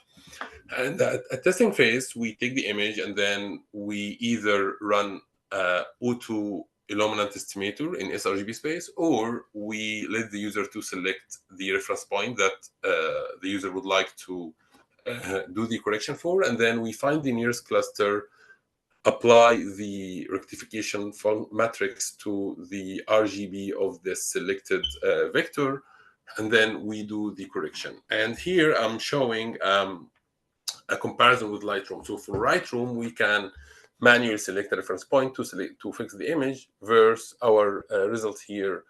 We can select the same reference point and get way better comparison results compared with the Lightroom. I think this is like very fast. I will recap about the spatial white balance correction effort. So for now, all the effort done was focusing on the global white balance correction, with the assumption that we only have a single illumination color in the scene. But in reality, this condition is not always the case. We have many scenes with multi illuminations, right? So in this particular example, we can see we have indoor light here and outdoor light here. So if the camera correct the white balance for the outdoor light, we will get incorrect white balance in this region. And if we try to fix for this region, we will get a bluish color cast from the wrong white balance correction in this region. So how we can do both or more than two illumination. So this is the work presented in WAGV 2022. And the main idea is we propose to replace the entire illuminant estimation step in traditional auto white balance inside the camera ISP. And instead of doing the illuminant estimation, then diagonal correction, we propose to render the same raw image with different white balance presets that's fixed. And then we have a neural network that learn how we can spatially blend between those images together to get the final image. Of course, we process in low resolution, and then we do post-processing to apply to generate the final weighting maps in high resolution image. So the main hypothesis is that we can actually blend between different colors produced by different white balance settings linearly to generate the final white balance corrected patch. And the network, by seeing different the same scene rendered by different white balance corrections, the network can understand or can learn how to select which patch most likely is representing or close to the corrected white balance settings. So we train on patches from our training data CVPR19, and since the entire DNN is convolutional neural network, so we can do spatial correction. So here's an example of the image rendered by different white balance settings and the output from the DSLR camera versus our output here by learning how to blend between those three images. Of course, to do some quantitative evaluation, we have a synthetic data set rendered from graphics, 3ds Max, with different white balance settings and ground truth. Here I'm showing some examples of a mixed illumination correction versus the camera output. So you can see the bluish cast from the incorrect white balance versus our results here. And the same, you can see there is a bluish tint here, a bluish cast in the person from the shaded, because it's under shaded region compared with the other part in the scene, versus our results. After that, there is, based on the idea of blending between presets or a finite set of white balance settings, recent work in WAGV 23 proposed to use a style to treat the problem as a style transfer, or in this CVPR, there is a recent work proposed to predict the illumination first and then learn the weighting map. And of course, I will just go very fast here. All the presentation talk about the image quality, but how about the impact of different computer vision tasks like image classification or semantic segmentation. Basically, this work did a study on showing that if we have incorrect white balance settings in the testing images, that can impact the accuracy of image classification and semantic segmentation. And we observe around a 10% drop in image classification accuracy on ImageNet. And that affected the attention of different layers in trained network, and by adding more aggressive white balance mistakes in the image, we can fool most of the common architecture for image classification. And to solve that, we propose a data augmentation way based on the white balance instead of using the unrealistic traditional color augmentation like color swapping or RGB jittering. So instead, we propose to use a more realistic white balance augmentation, and that was shown to improve the results and making any trained network on this kind of augmentation more robust against different white balance settings in testing images. So for example, you can see here the results without augmentation versus the result with augmentation for semantic segmentation. And here I'm showing some mistakes by model trained on CIFAR10. When the image got different white balance settings, you can see the networks start to predict wrong classes compared with when the white balance was properly applied. That also helped to do scene relighting and illuminant estimation challenge in M2020. And of course, this work was done with amazing researcher. Thanks for them. And in summary, I tried to answer this question, and I hope after this talk, it's clear that the answer is big no. We still have much to explore in white balance. We haven't done enough effort to do a learning-based camera-independent white balance accurately. We don't have a lot of effort done to explore spatial and temporal AWB or post-capture white balance correction or the impact of white balance on different computer vision tasks. And thank you for attending, and happy to have your questions. Thank you. Yeah. Thank you so much, Dr. Afifi, for the exciting talk on revisiting image white balancing. And now it's the Q&A time. If you have any questions, please feel free to come up to use this mic to ask Dr. Afifi so that he can better hear you. Any questions? Okay, please.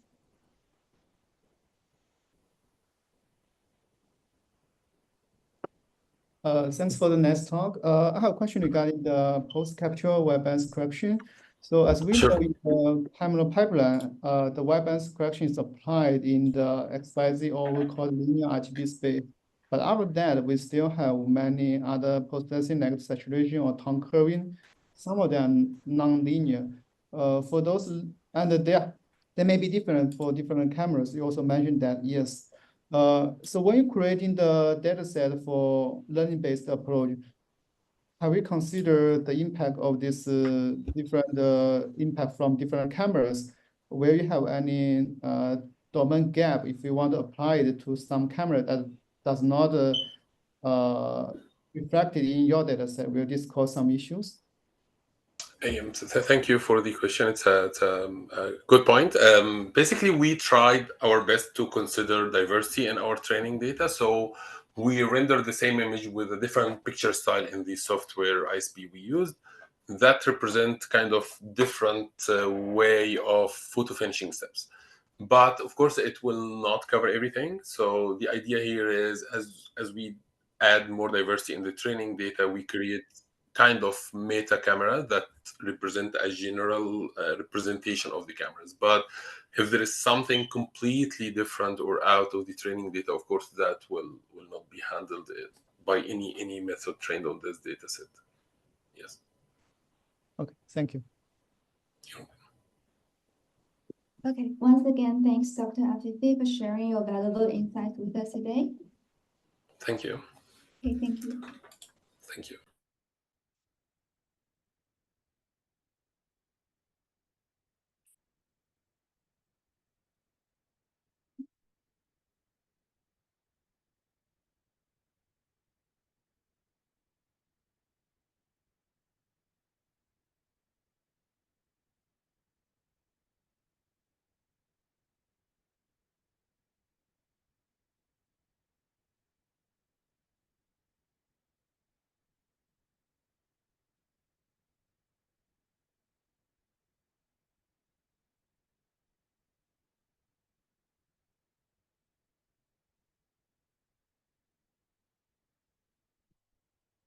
And now let me introduce our next keynote speaker, Dr. Jian Wang.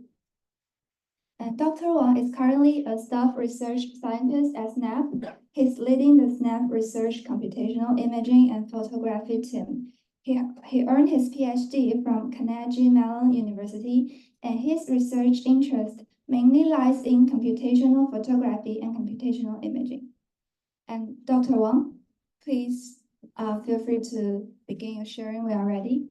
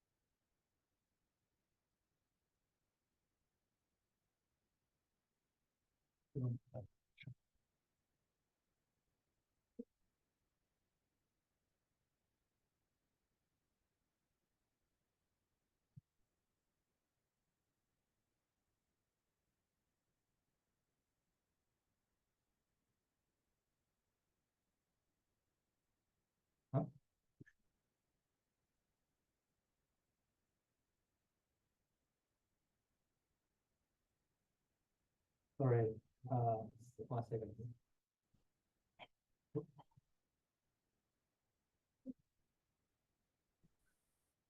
Should I open my camera?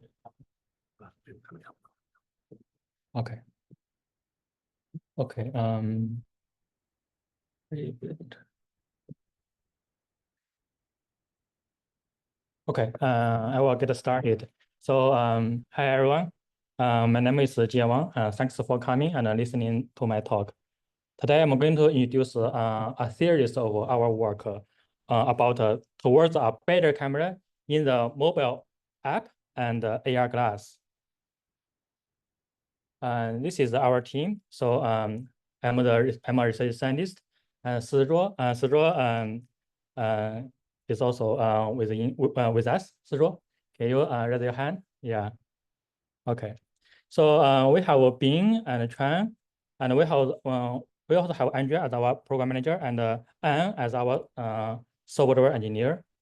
So in the past, so Shri Nair founded this lab, and we also have Mohit and Changxi as our consultant professors, and Guru as our very senior research engineer, Carl as our mechanical engineer, Michael as our electrical engineer. So so our background is quite diverse, and then we work together to work on some very fancy projects.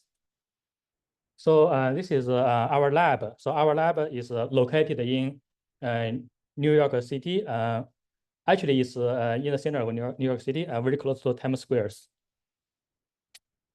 And this is the inside of our lab. So our lab has a pretty big space. So every year we host many interns. So this year we have 8 summer interns. Okay, so maybe I should first introduce what is Snap and what is Snap doing. So Snap's main product is the app. It's a multimedia instant messaging app. it is widely used in North America and other countries. It is very close to WeChat actually. It has 5 tabs. So in the center, yeah, okay, you guys can see my mouse, right? Yeah. So if you open the app, then you will see this camera interface. So you can quickly capture image, and then in the left is the messaging tab. So here are your like friend list, and then the leftmost is the map. So if you swipe to this tab, you can see where your friends are. And then for the first tab here is you can see the stories of your friends. So you can see what your friends are up to. And then the 5th tab is the shorter form video. So you can enjoy a lot of user generated videos. So this one is like TikTok. Oh, and Snapchat is quite popular. So it has 422 million daily active users as reported in Q1 2024. Another product from Snapchat is the AR glass. So it is called Snap Spectacles. It is an industry leading AR glass. Okay, so with these 2 core products in mind, like one is the mobile app, and the other one is the AR glass. And then we did quite a lot of research projects around these 2. So for the app, we have 2 themes. One is towards a higher quality camera. Basically, it's image restoration. Okay, and then second one is a more interesting camera to make make your selfie image more interesting, more funny. And actually, Snapchat is the first company to deliver this. Basically, it's image editing manipulation. And okay, so for the left 2 parts, so they are pure software based. Then we call it a computational photography. And then for the AR glass, we did 2 themes. Okay, we did a project of 2 themes. One is a better 2D camera, and a better 2D camera hardware, and a better 3D sensor hardware. So since this is a co-design of hardware and software, we call it computational imaging. Okay, so first one, so why do we focus a lot on quality, on improving the image and the video quality? Okay, so well, this is the data from TikTok, but we also have our own data. But unfortunately, I cannot show it here. But the results are the same. Okay, so the first plot shows the video quality statistics in the platform. So you can see that actually most of the videos quality is in the middle range. Okay, and then TikTok found that, we also found that. And the average watch time is positively correlated to video quality. Okay, so well, as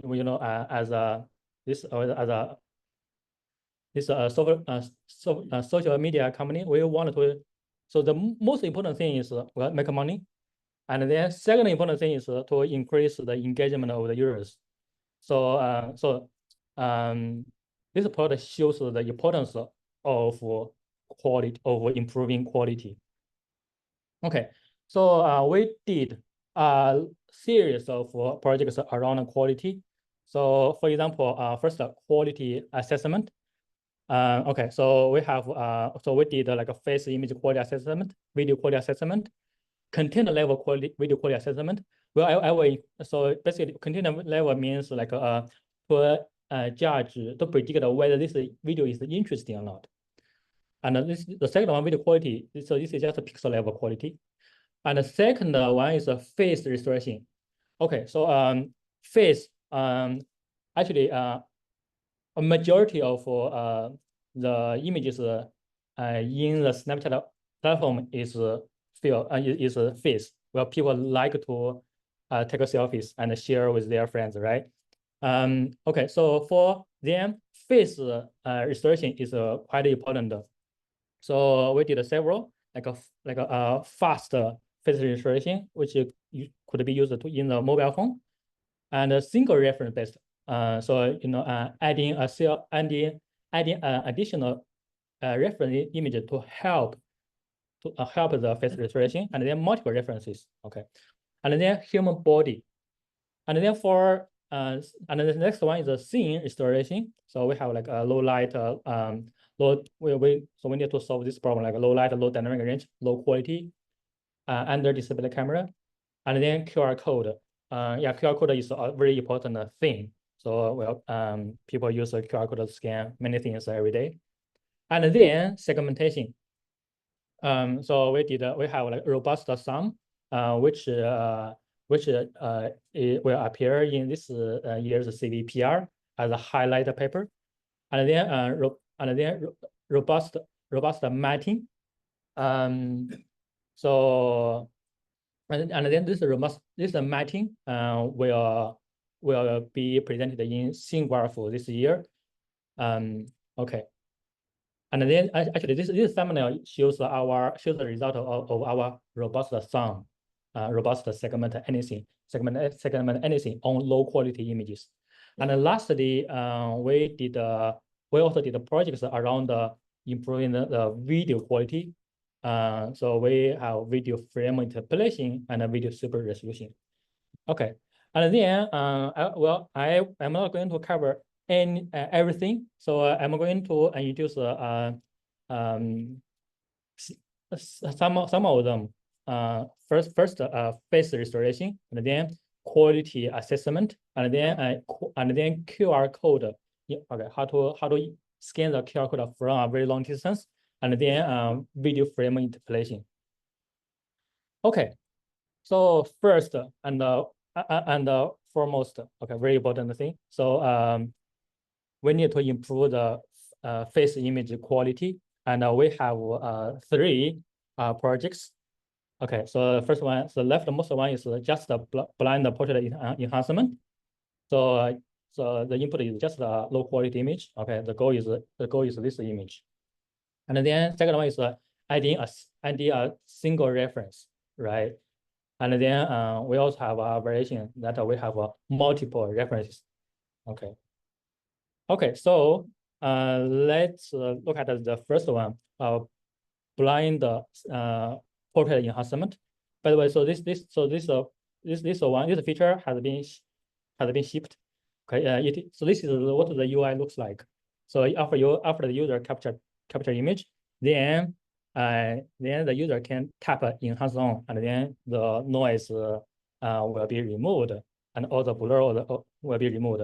Well, sorry, I will not cover the specific tech here because it's in the product, but I would like to introduce what kind of challenges that we have solved. Okay, first one, so we are working in sRGB domain, not a raw domain. So this is very different from Oppo and Google. So they can get raw data, but we cannot. And we do not. We sometimes can get raw data, but we do not like raw data because our app is running on many different kind of like iPhone and Android phones. Then it's better that we have just one algorithm for every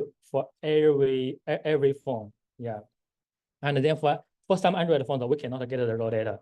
Yeah, so then it's going to be. So if we customize one model for one specific phone, it's going to be a headache. Okay, yeah. So yeah, we work on sRGB domain. Okay. Second one, real complicated decorations. Well, because all this raw data have gone through many different kind of ISPs, right? So then very complicated degradations. And then third one, very fast. Okay, our users are not patient. Okay, it cannot wait your algorithm to run for like 1 second and give them the result. Our users only want to wait for like 100 milliseconds. Okay. By the way, and then since I talk here, so then I can mention that the other bigger difference between computational photography in Oppo and Google and computational photography in an app like us. So for example, night mode, right? So well, in the phone manufacturers, the goal is to make the native camera very close to a professional camera. Okay, but our goal is just to increase the engagement. Okay, so we want the user to capture more, and they send more. Okay, and then one example, night mode. Okay, so iPhone, Google have this night mode that wants the user, so needs the user to hold their phone for like 1 to 5 seconds to capture the burst of frames and then combine all of them. But our users are not patient. Okay, they cannot wait for like 3 seconds, right? So that method does not work here. So we always start from a very bad data. So just one single image, expert time less than like 30 milliseconds. Yeah. Okay. And next one, restoration versus generation. I think if you work on face image restoration, you will know, right? So you do not want, so users do not like the output does not look like them, right? So the identity should not change. Okay. Well, so actually, so if you change the identity a little bit, right, they can easily identify that, right? Then they will feel that, oh, your app sucks. Okay, I don't want to use it. Okay, and then for this restoration with in generation, okay, if your algorithm is not good, you change the identity a little bit, then the better way is that you do not ship it. Okay, and then inclusive. So our algorithm should work for different skin tones, right? This is very important. If we do not deal with this issue well, then people will complain that, whoa, why? So this camera is racist. This is a very serious thing. Lastly, natural output. So the result should not be oversmooth. Okay. Okay. So I just talked about the blind face restoration. Okay. So blind face restoration. So the input is just one bad image. Okay. But one degraded image does not have enough information to get the output, especially some like very detailed, especially some facial details. Okay. At this moment, then it's better that we have a reference image to help. So this reference image is captured at another time at a better condition. Okay. So this is so it has also been shipped. So this is the product UI. So the user can select the reference image. So this reference image is from your album. Okay, and then so our method. So yeah, so for face restoration, broadly speaking, there are 2 categories. One is non-reference based face restoration. So here is like a dual face. Okay, I see many authors sitting here. And then reference based face image restoration, and I think SFFnet, DMDNet is by Xiaomi, right? Yeah, yeah, very good papers. And then this is our paper. So our paper, so yeah, this is our method. So we can achieve high quality as well as high identity preservation. Okay, so how can we do that? So we have to think about this problem, reference-based face image restoration. Okay, so think about one problem. Okay, so if there is a mole in the reference image, but no mole in the ground truth, what should the output look like? Yeah, singers. Yeah, singer. Okay, Xiaoming, what do you think?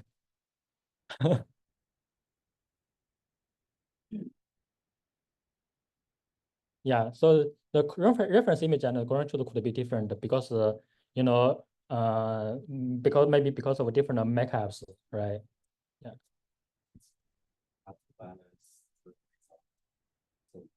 I'm also not sure. Yeah. Okay. Yeah. Okay. So people actually in their loss design, they always use L2 loss between the output and the ground truth. Basically, they wanted the result to restore back to the ground truth, right?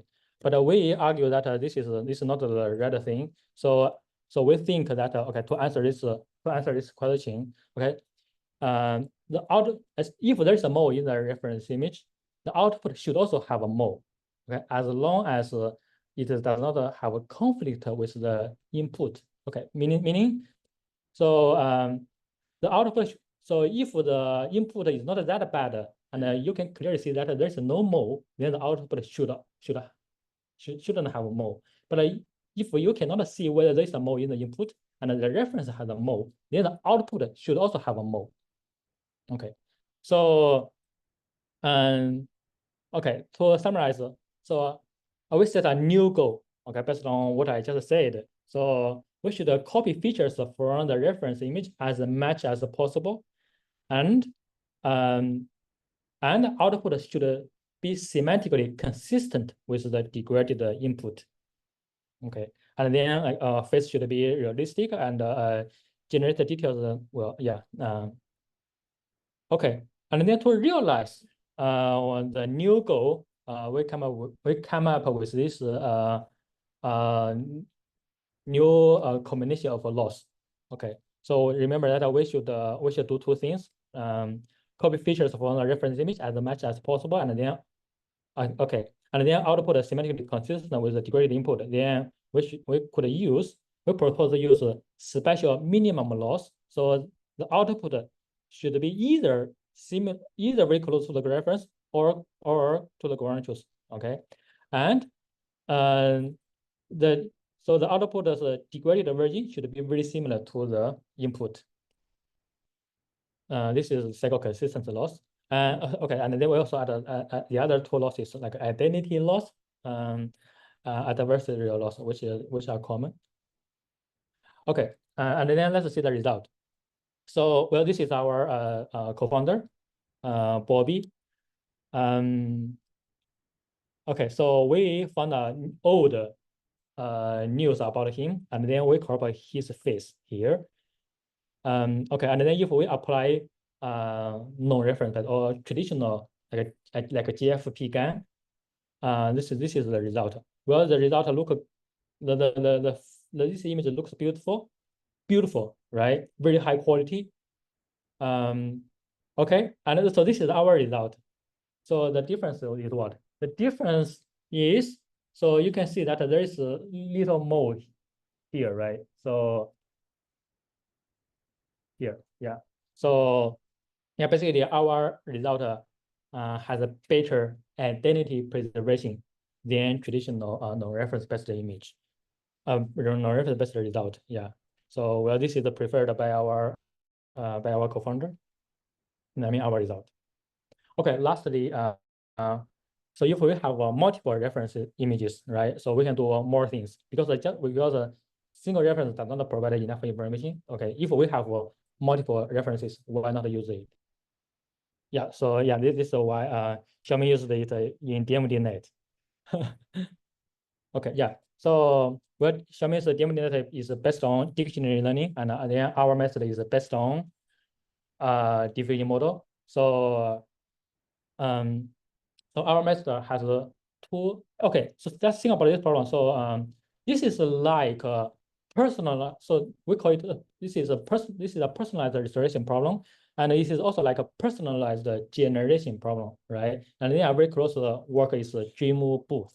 Yeah, and then our method is like a DreamBooth, but specifically tuned to this problem. So our method is okay. First, do DreamBooth. Like we fine tune the Stable Diffusion. We personalize the Stable Diffusion, and then we adjust the encoder, okay, to be adapted to this fine-tuned personalized Stable Diffusion.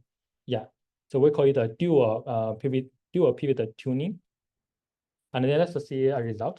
So this is the George Clooney. Yeah, this is the degraded input. This is the by traditional Blender restoration. Well, this is not like, I don't think this looks like a George Clooney. And then this is our result. Okay. Well, so the method is not that trivial.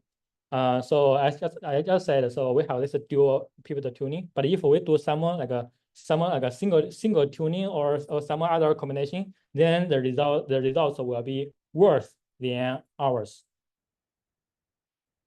So this is another result, and this is very interesting. So you can clearly see that. So from the Tyson's face, right, the tattoos are preserved in our result, but not well preserved in other methods. So yeah, so this is just another example. So our quality is also better than previous method. Okay.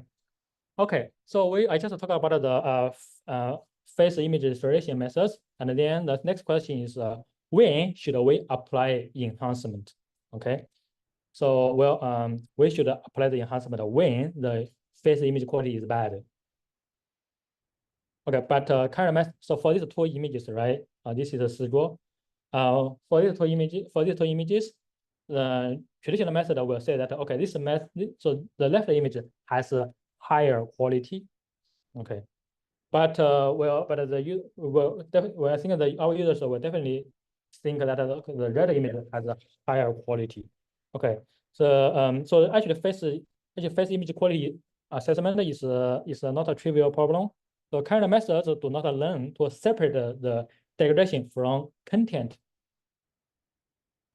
Okay, so this is the result of our result. So basically, we learn to extract the degradation We learn to extract the degradation information. Okay, so we extract the information and then project it onto this 2D visualization. So you can see that images with the same type of degradation are projected into the same cluster. For example, like lower resolution cluster is here, overexposure, yeah, here, like a motion blur is here. So what is our method? So traditional method will usually use a contrastive learning. So for each low quality image, so there is a level, like this is a motion blur, and then this is oversaturation. Then for the extracted features, so these two should be similar, and then these two should be very different. Yeah, but this method needs the labeling. Okay, so how about we do something smarter, right? So how about we solve the problem without this labeling? Yeah, so this is our result. So by the way, so this paper is going to be presented in CPR this year. Yeah, so the basic idea is we can do this. So for our image, we can synthesize all type of degradations. Okay, and then so we have the degradation feature extractor, and then we can extract the representations, the degradation representations for each image, and then for each image, it can be represented by it can be projected or represented by linear combination of many real images. Okay, and then so this new proxy feature should be very close to the degradation representation of this one, and it should be different from this one. So if the degradation representation is extracted very well, then we should be able to see this. Yeah. So in this way, we do not need the labels. Okay, now so the face IQA problem has been fixed by the proposed method. Okay, so just look at this one. So the current method says it's bad, but our method says it's good. And then for this one, current method says it's bad, maybe because it looks more on the background, but you know, we should all focus on the face, and then our method fix the problem. Okay, so face IQA can be used as the judge, like to whether to apply face image extraction or not. It can also be used to filter the data. So if you have a lot of face images, right, and then you can just easily filter them to do some like other tasks. Okay, so yeah, so this is just show one result. So we rank all the. So this is the faces are from the same person.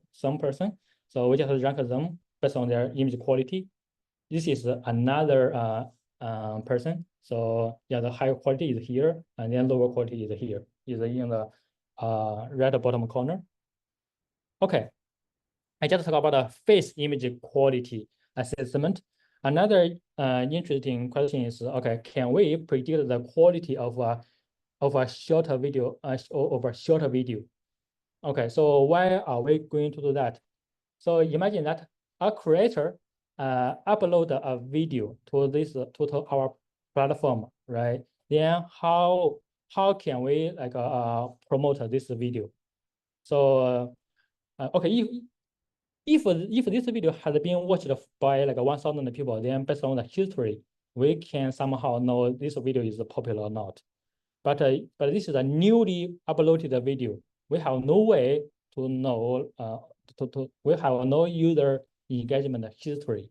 Okay, and then so in the industry, the usual way is okay to broadcast the videos to a small amount of people, and then decide whether we are going to recommend it based on this 40 people's reaction.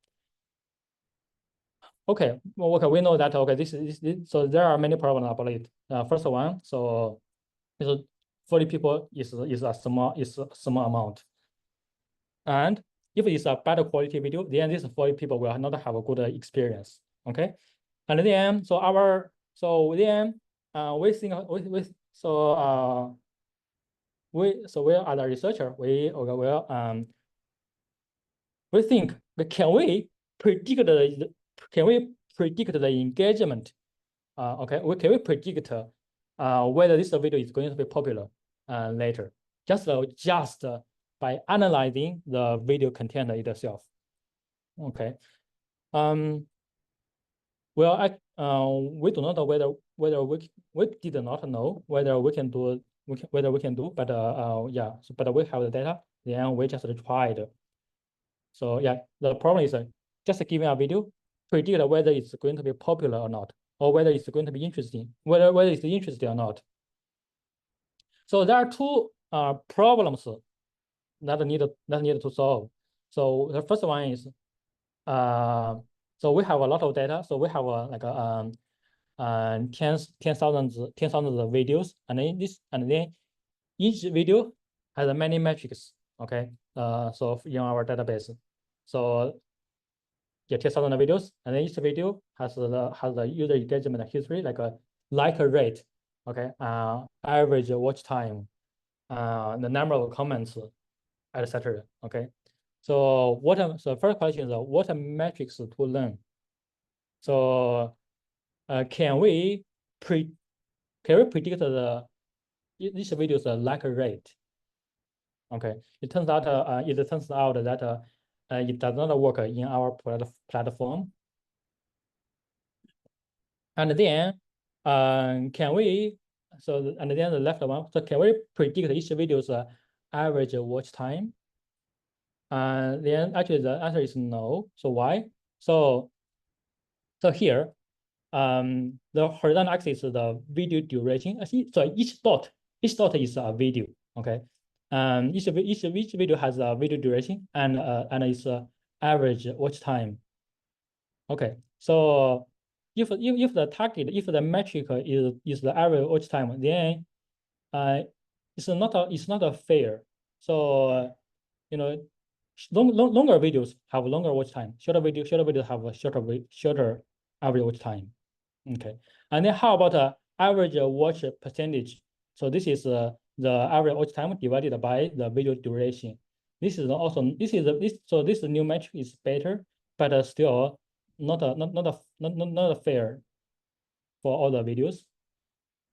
And then this is our method. So we firstly find that so for each video duration, for each video duration, okay, the top, so the longest average time will form a line. Okay, this is very interesting. We do not know why. Maybe we need someone in the sociology who can explain it. Yeah. By the way, so this is a very linear. Okay, and then we consider that okay, for this group of videos. So this is the most interesting. This is the average time of the most interesting videos. Okay, and then we just divided each number by this most interesting videos average watch time, and then we get this curve. We call it a normalized average watch percentage. So now every video, shorter or longer, are in the same level. Then actually and then the learning is not going to be biased. Okay, and then the other one. So the other metric, engagement continuation rate. So what it is? It is the probability that this video is watched for longer than 5 seconds. Okay, so and then interestingly, for this metric, this long watch rate, it is quite flat. Okay, so then it means it's also a fair metric to learn. And then well, this normalize the average watch time, and then the engagement, the long watch rate are kind of correlated. Okay, and then here are the two observations. Okay, for this for these two metrics. So basically, so for each of the two metrics, they follow this bimodal distribution. So there's a peak here, and then another peak here. So why? So this is because this is due to the users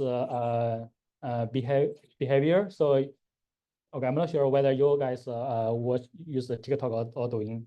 So I think okay, if so when you like a swipe in the short video platform, right? So usually either you watch a video for less than 5 seconds because you think that video is not interesting, or you watch the video for a longer time. That's why. So we have this bimodal distribution. Okay. And then the second question is what features to use for the prediction. Yeah, so what kind of features that we can extract from the videos that can help the prediction. Yeah, we tried like a VQA, quality feature. Okay, and well, quality feature itself already helps a lot. And then we also tried other features like a background sound, where we know that okay, background sound is also important. Many shorter videos are added like the very engaging music, and then also like a tile distribution, video captioning. Yeah, so well, some features doesn't help. Yeah, so and then this one, so this feature combination can achieve the best result. Okay, so lastly, our method can predict average watch time or normalized average percentage with a very small RMSE, very close to the ground truth, and then the long watch rate is also very close to the ground truth. So we can use it to recommend top videos. Okay, so let's see some results. 3 different ways to get on a skateboard. First up, we got the sledgehammer. Just chuck your board down, get it right under your toes, and hop on. This one looks pretty silly, but Okay, it's actually yeah, really I'm going fun to to do. And pause it. Yeah, so this video's duration is 22 seconds, and then it's ground truth engage. So long watch rate is 0.7, means 73% of the people watch this video for longer than 5 seconds, and then this is our prediction, very close to the ground truth. And then for normalize the average watch percentage, so people usually watch 81% of this video, and then our model predicts it's 84%. Okay. And then for this video, average watch time is 17 seconds. Okay. Okay. So this video is an interesting video. Okay, and then our model can predict that. 3 different ways. Okay, this is another video. Whoa, she's getting up there. Wow. Okay, dang. Don't hurt Be yourself. careful. Don't hurt yourself. Careful, young lady. That was impressive, young girl. Oh, yeah, okay, I'm going to pause it Okay, here. great. Are you sure? Yeah. Well, you can find this video in our platform. Yeah, you can you can watch the full version of the video. Okay, and then so this video is long. Its duration is 24 seconds, and then yeah, you can see that for the two metrics, our prediction are very close to the ground truth. Yeah, and then I mean our algorithm know that can predict that is a interesting video. Whoa. And then show another example.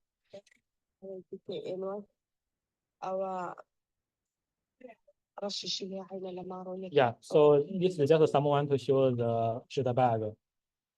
Okay, well, I'm not sure. So maybe girls or females here feel that this video is just interesting. I'm not sure. Yeah. Okay. So sorry, I shouldn't have this bias. Okay. Yeah. So this video is pretty long, 30 seconds. Okay, and then the long watch rate is just 11%. Okay, only 11% of people watch this video for longer than 5 seconds, and then our prediction is very similar. And then same for another metric. And then our algorithm says it's an interesting video. Then this video is not going to be promoted. Okay. Okay, now let me talk about something about a QR code. QR code is very important because before we did this project, so this is a guideline. This is the guideline for all the people who use QR code to promote their stores. Okay. By the way, this is so in Snapchat we call it Snap code. Basically, it's another form of QR code. And then our company tell all the store owners that okay, you should print your QR code to be on a bigger paper. Okay. So suppose this is the 1x, and then if the user if the user is 7x away, then the QR code scanning is going to fail. So yeah, this is the before we did this project. Yeah, so let's see why. So when the camera to code distance becomes longer, you can see that the code's quality deteriorates, becomes worse. Okay, I think at this moment it's even harder to know whether there is a dot there. Okay, and then this is our we have our new result. So this is the previous method. It already fails, but our method can still detect the two codes.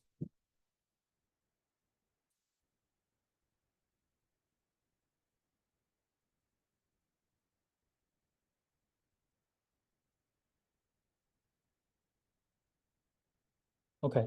Yeah, it's just successful, but it's going to be fail. It's going to fail. Let me switch to another slide. Okay, and then so this result show that okay, our algorithm is resilient two code as tilt angle. So you know you can see that okay, for the left one is already a fails. The which so for our method it's just recently fail. Okay, and then the same method can also work for more common QR code. I'm going to skip this slide. Okay. So well, we did this project back in 2019. Okay, and then back then the traditional method is like do the square detection first, and then do the alignment, and then binarization, and then convert the binary image to the bits, and then this is our method. So we fine tune this QR code object detection network, and then we use a CNN to do this two tasks together, alignment and bits. Yeah, so it has been integrated into the app and used by millions of people every day. And then, well, at that time also, this is a big success. And then actually later we found that sometime later, so we were the first one to do it, and later WeChat and Apple released this one maybe several years later. And then actually, so well, in the beginning we didn't know whether this is possible or not. Yeah, and then but we still wanted to tackle this problem just because we did this theoretical analysis. How many pixels are needed for decoding our QR code? Okay, so maybe I can put it here. Imagine this like a 21 by 21 QR code. Okay, how many camera pixels are needed? So by Nyquist sampling, we might feel that if 21 by 21, then minimum it should be 42 by 42, right? 42 by 42 camera pixels. But actually, it's a binary image, right? And the number of pixels could be less than that. Okay. Okay, maybe let's say okay. Just because it's a binary image, then we might only need like a 21 by 21 pixels. But can we go even further? Okay. Interestingly, this QR code has the redundancy in design, so you do not need to recover 100% of the bits. So based on the redundancy design, maybe you only need to decode like a 50% of the bits. Then you are still good. Then actually you can basically theoretically you can use less than 21 by 21 camera pixels. Okay. Yeah, and then we also have this lightweight network, so it should be very, very fast. Okay, after we did that project, then we say, can we even go more crazy? Okay, can we do further distance QR code scanning? And then, so this is the work that we did by Sizhuo. So the basic idea is, okay, so suppose you are in New York, okay? So you are here, you scan a QR code, okay? You actually your QR code has low resolution, but actually you do not need to compare your QR code to millions of codes. You only need to, so your candidates are just the codes nearby. So you only need to compare to maybe 100 codes. Well, our app should have this database of all the code at the location beforehand. Yeah. Okay. I'm going to skip this part. This is the video frame interpolation. It is also interesting work. And it also has been used. So this is the product UIs.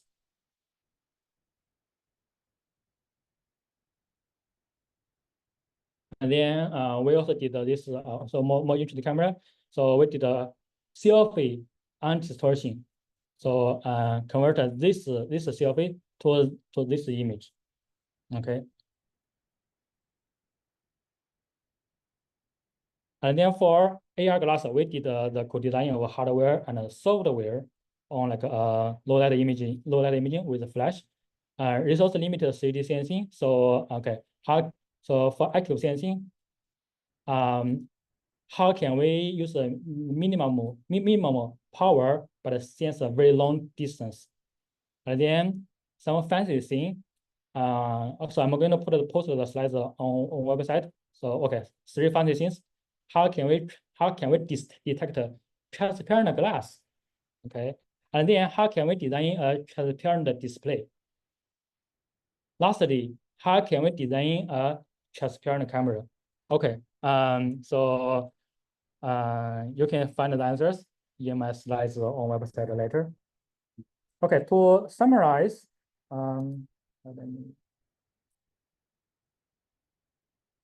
it takes some time. Okay.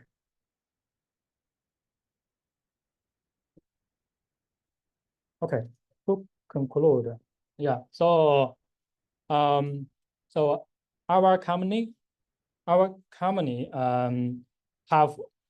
have these 2 core products. One is the app. Okay, people use it to capture a lot of photos and then share them every day with their friends. And then the AR glass. So we have many. Then let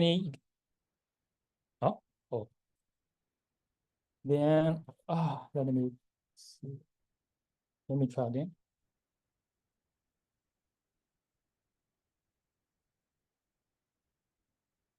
Okay. Okay. Maybe I can just mute.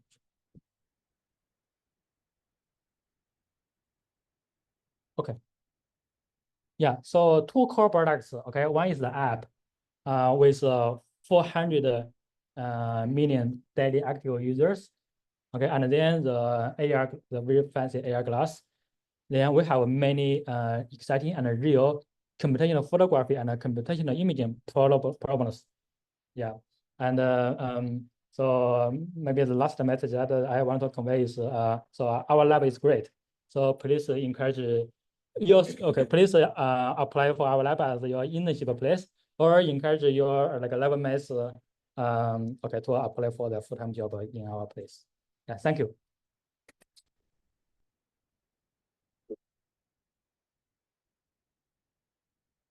Thank you for Dr. Wang for amazing talk. And now it's the QA time.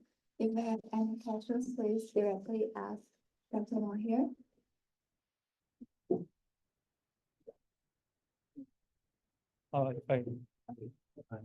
Do you want to? Yeah.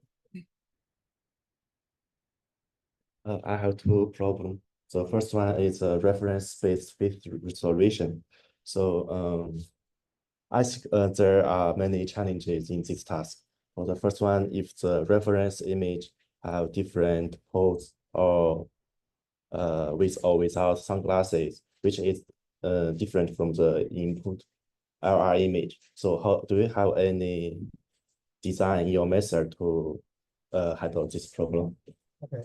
Now this is quite a challenge. So actually for our single reference based method, we didn't solve it. So this method is based on cell gun. We found that this is the method limitation. But then for multiple reference based method based on diffusion model, I did not do this test, but I feel that this new method is very powerful, and our code is ready. I think we can release the code very soon. I think this new method, dual pivot tuning for personalized researching, can solve the problem. Yeah. Okay, thank you very much. And the second question is about the QR code super resolution. So so how do you prepare the training pairs, and do you add some recognition prior to train the model? Recognition prior? Yes. What is yes. recognition prior? The QR code recognition. So we constrain the recognition result like a bit. Okay. So for this QR code scanning, project.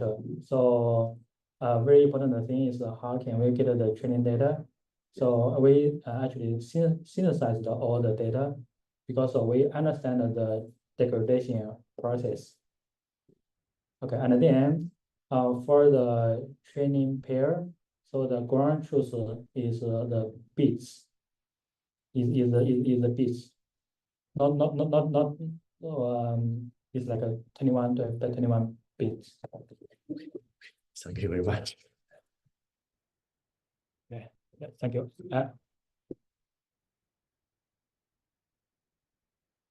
Thank you for the presentation. I have a very simple question actually. So because if my understanding is correct, your application is for the mobile. Yes. So like, do all the algorithm running on a mobile, or you also like run some of them on the cloud? Like if it's on a mobile, do you have any like specific design like about the efficiency or something on your side, or it's like more from the product side? Yeah. Okay. Thanks. Yeah. Well, okay. This is a very good question. So first one, so for the algorithms that we designed, so I would say 70% are running on the mobile on the client, and then 30% are on the server. Okay. For example, the video engagement prediction one, so it is on the server, just because we want everything to be on the client, but sometimes if the model is pretty small, then the quality, I mean the results will not be that good. The performance is not going to be good. And then the second one, so okay, so is the efficiency part solved by the product team or by us? I think for the computational photography area, the very important thing is how can we design the algorithm on client or on edge device. I feel that we should not leave it to the product team. So we understand the algorithm, and then we just need to design the algorithm according to the mobile chip's constraints. Yeah. So efficient image researching is a researcher's problem.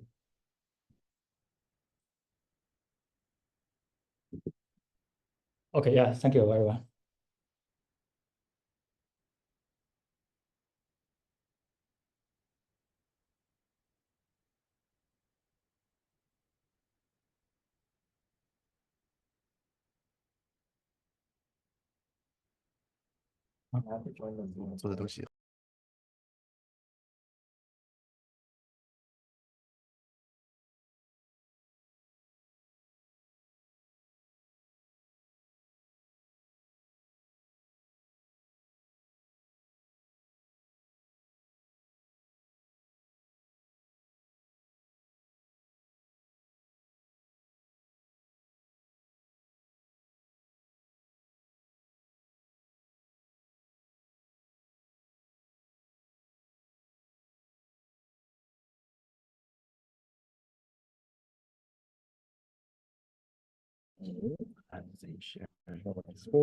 Optimize for sound. Desktop one. Oh, my Flux is on. Let me just.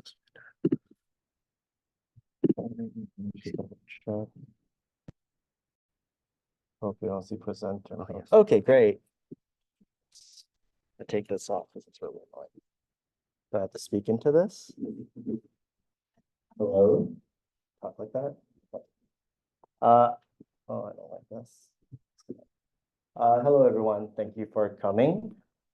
So generally, I like to start my presentations by parsing my title a little bit, just so it appears a little bit more accessible, a little bit less scary, a little bit less intimidating. So passive here just refers to the fact that our imaging approach that I'm going to talk about is not synchronized to any of the light sources that are used to illuminate our scene. I'll discuss what ultra wideband means in this context in the coming slides, and then I'll discuss single photon imaging, sort of a new exciting imaging modality. I'll discuss a little bit about how they work, what we can do with them, and then I'll discuss our approach. And I'd like to start by showing you this clip. It's called The Powers of 10, and it starts off by showing a scene that is a meter wide, and every few seconds it's going to zoom out so that the width increases by a factor of 10.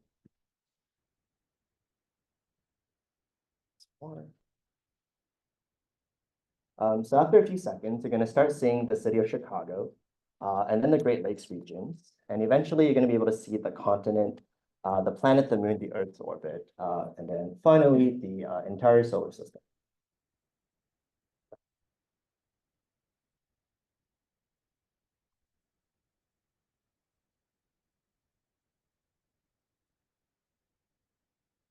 So this is a huge amount of magnitude that has been covered.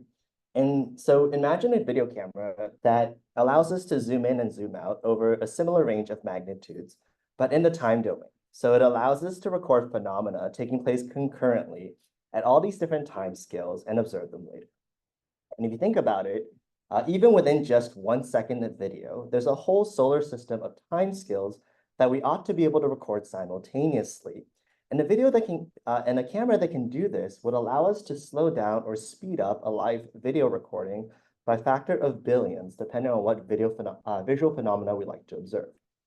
From fractions of a second to milliseconds, to fractions of microseconds, all the way down to picoseconds, where we can start seeing the propagation of light itself. And so what I really mean by ultra-wideband imaging is this ability to capture both ultra-fast and slow events simultaneously, as well as anything in between. And hopefully I'll convince you during the talk that this is not quite as easy a problem as it might look at a first glance. Right? Now, the reason we want to capture these ultra-wideband videos is because things happen at different speeds. And so it's crucial to have the capability to capture them simultaneously. Well, okay, so how close are we to being able to do this today? Well, let's start by talking about some modern off-the-shelf options for high-speed imaging. And if you ever spent any time on YouTube like me, you might have come across this channel, the Slow-Mo guys.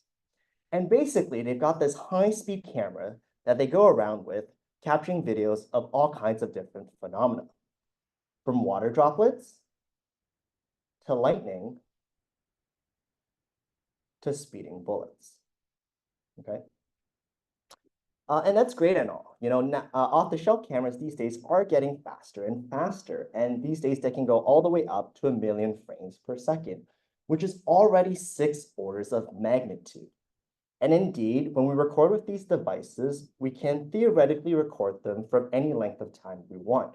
So we can capture events that take place over time spans of seconds, days, months, or even more. But as I said, we want to image at shorter timescales as well. And this regime is called ultra-fast imaging. But when we get to these short timescales, we have a simple problem, which is that we need a lot of light. And not just a lot of light. In fact, ultra-fast imaging today requires precise synchronization with a single dedicated high-speed light. And the reason for this can be traced back to Doug Edgerton, the father of high-speed photography. And that's because all imaging techniques that support frame durations shorter than a microsecond still fundamentally rest on the principles he laid out 80 years ago.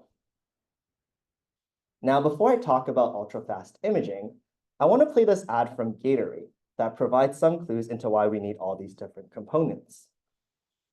And before I play this clip, I just want to emphasize that there's no special effects here.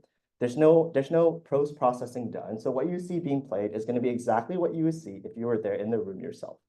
I'm going to drink some Gatorade while this plays.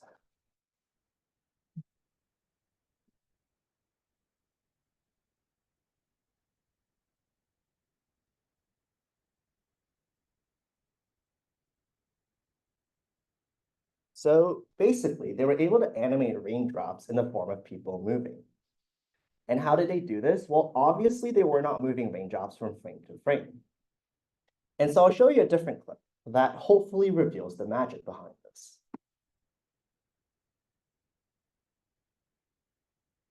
Right? So first, you've got a few things happening right now.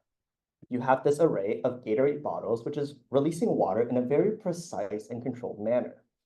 Then you've got this fast-moving event of the water dropping due to gravity. And finally, you've got these lights that are flashing very fast to take a brief snapshot of the moment these water droplets align in the shape of a human.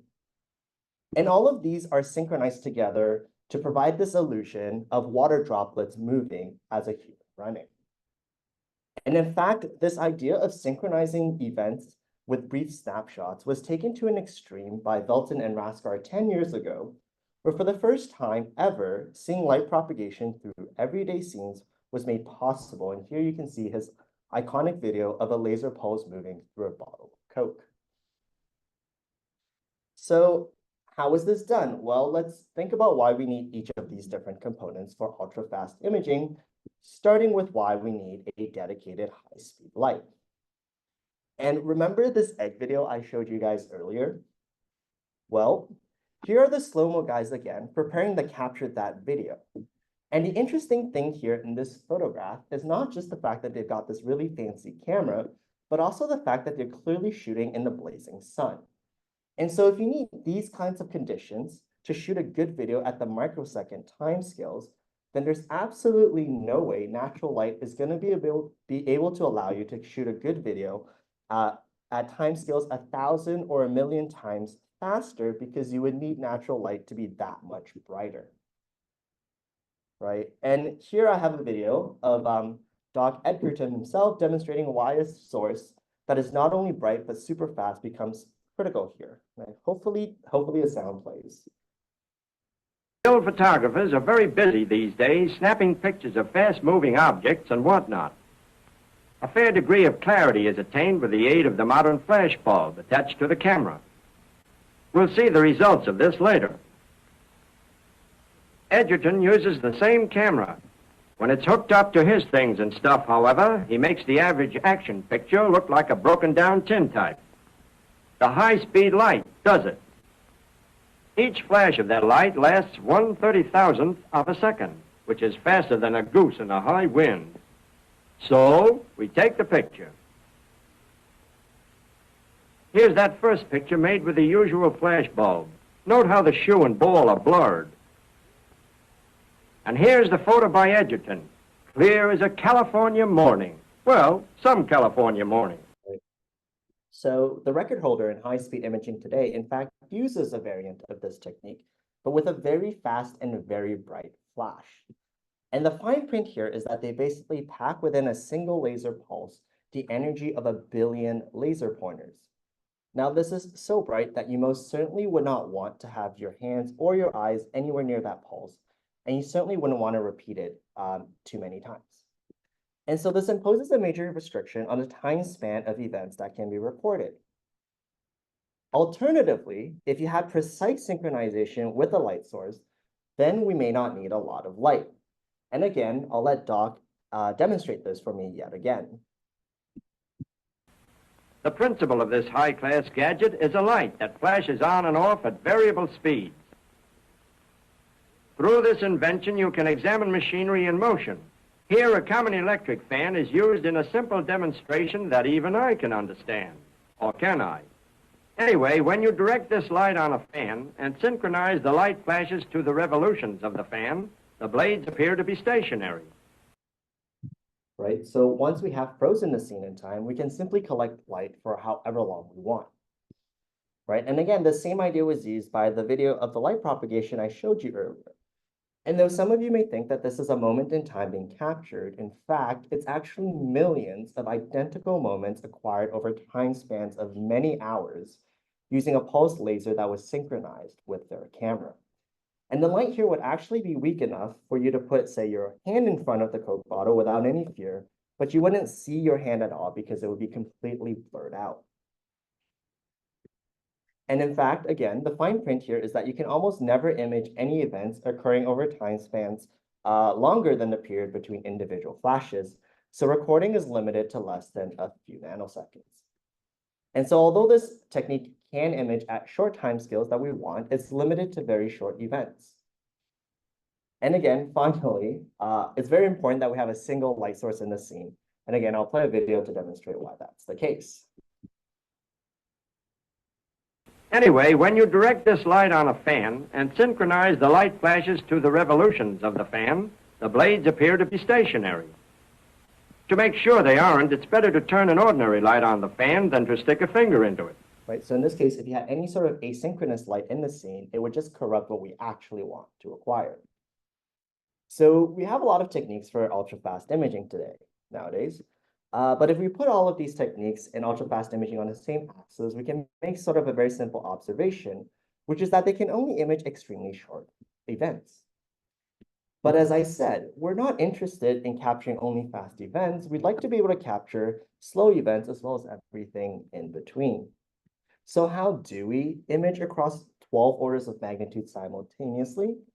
Well, that's where single photon imaging comes into play. And before I talk about that a little bit more, I'm just gonna sort of veer off and talk about imaging for a little bit.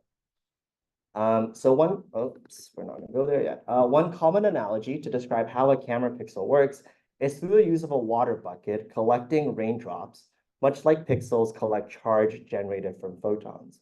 And through the use of this water bucket analogy, I'll try and motivate the utility of being able to detect single photons. Okay, so imagine I have some neighbor, let's call him Bob. And one day Bob decides to put a water bucket outside his house before he goes to sleep.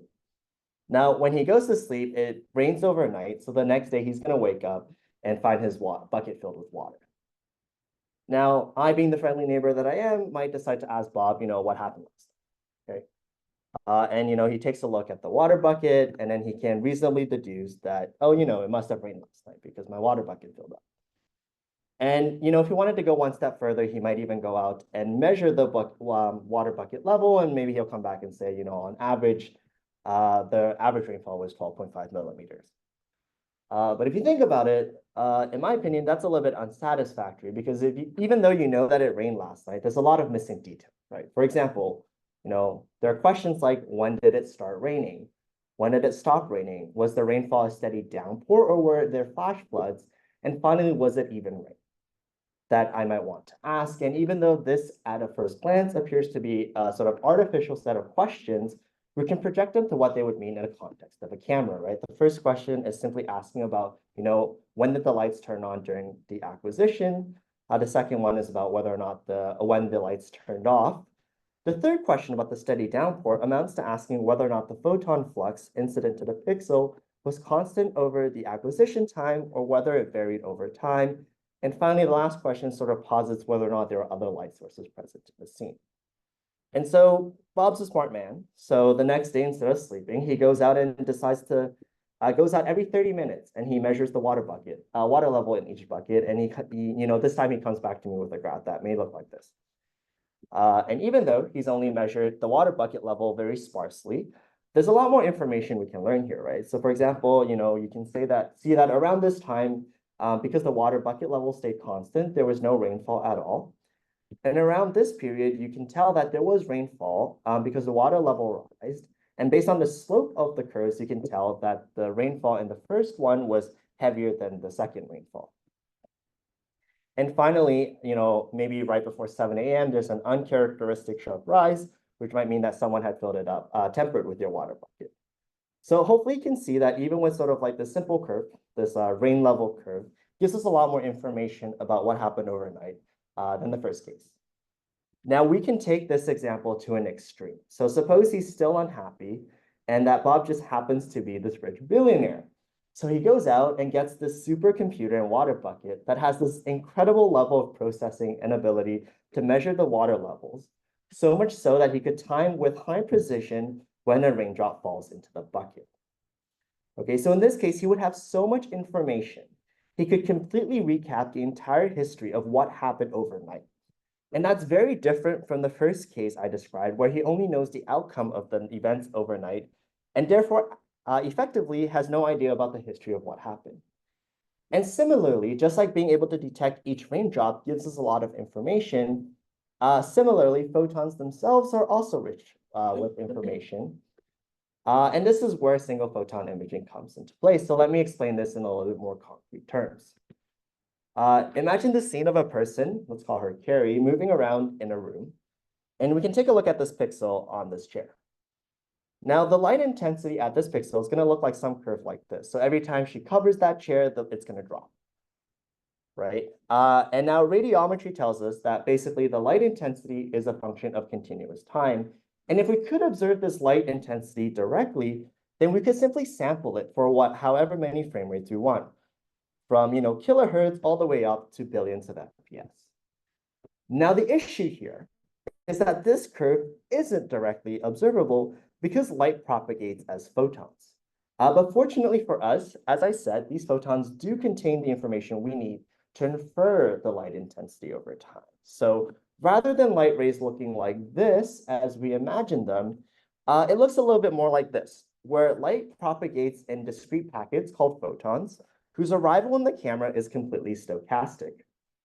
And the key insight, though, here is that even though the arrival rate is stochastic, there's still a lot of information about the light intensity. So for example, if I were to turn on a bright source, that would simply mean that the photons arrive more closely spaced in time.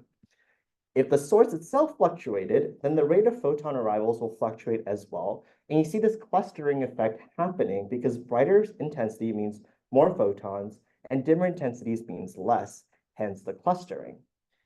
And finally, you may even have a case where you have a very dim light source fluctuating very quickly, so that photons arrive at a rate much slower than the light source's fluctuations, in which case you do not see this clustering effect.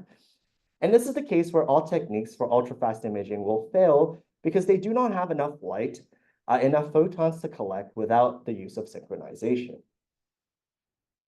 Now, of course, in general scenes, we get photons from many different light sources, all operating at different speeds and different intensities, or from moving phenomena in the scene. And in this case, there's no way we can synchronize to any single light source. And this is the regime we call ultra-wideband imaging that we're considering. And here, all the information one can expect to know about light is the time of each individual photon arrival as provided by the photon stream. And the problem then becomes to recover the continuous light intensity, or in more formal terms, the flux that is incident at a pixel, given this discrete set of photon arrival times, right? So how can we take this discrete set of observations and recover a continuous time flux from them? Well, the key here lies in counting with photons, okay? And again, before I segue into this, I'd like to talk about counting briefly. So counting is something that's very basic that hopefully all of us know how to do. It's something we learn even as early as the age of 2 to 4. And my goal for the next 2 minutes is to try and convince you that counting is in fact no trivial matter. So let's suppose I've got these fruits in front of me, and I were to assign a value of 1 to each of them, okay? And if I sum this, I would get the number 4, which is simply how many fruits in front of me. I just counted. But there's no particular reason I need to assign the value of 1 to each fruit. I could have easily, say, assigned the following numbers instead. And in this case, if I sum them, I would get this number 13.6. Now, does anyone want to take a guess what 13.6 could mean? You're close. So in this case, instead of assigning 1 to them, actually, I'll add a symbol in front of them to help. Okay, so this is the prices I Googled, right? So if I were to assign them their price and sum this, then I effectively am counting the cost of the fruits. This is the second example. If I were to assign them these numbers instead, where the apple and the oranges have the same value, I end up with 24.6. That would be their weight, right? So depending on how you assign your value according to sort of this counting function, if you will, you can really think of counting as a way of measuring quantities, right? So in the first case, when my counting function, say, is 1, what I'm measuring is the number of items. In the second case, when this function is the price, what I'm measuring is the total cost. And finally, if the function is the weight of each item, then I've measured the total photons. And similarly, we can do the same trick with photons, where we can think of counting with them as measuring with them. And even though we're not going to be measuring the cost or the weight of photons, there's still quite a few interesting things we can measure, which I'll talk about now. So I'll start, I guess this is the part where it gets slightly technical, but anyways, I'll start by introducing a process called N of T. And in fact, this N of T is called the counting process, and hopefully you'll see why in a second. So let me tell you how N of T is defined. So every time a photon arrives, we're going to increment it by 1. That's all. Okay. Now, the thing here is that NFT is actually defined over the continuous time domain. So I can query it at any point that I want, not just at the discrete set of timestamp arrivals. So if you can see my mouse, I could query it at, say, this point here or this point. Okay. And so there's a very natural question, which is, what does NFT measure? Right? In this case, it's very simple. You know, NFT is just measuring the number of detected photons you get in some acquisition time. And sort of to be more precise, sort of this counting process is equal to the flux integral, which tells us how many photons we expect to detect and some noise, okay? And I'll sort of visualize that here on this plot. So in solid, I'll plot the flux integral, which is the expected number of photon counts. And in dashed, it's the counting process. And the discrepancy between is this noise term I was talking about.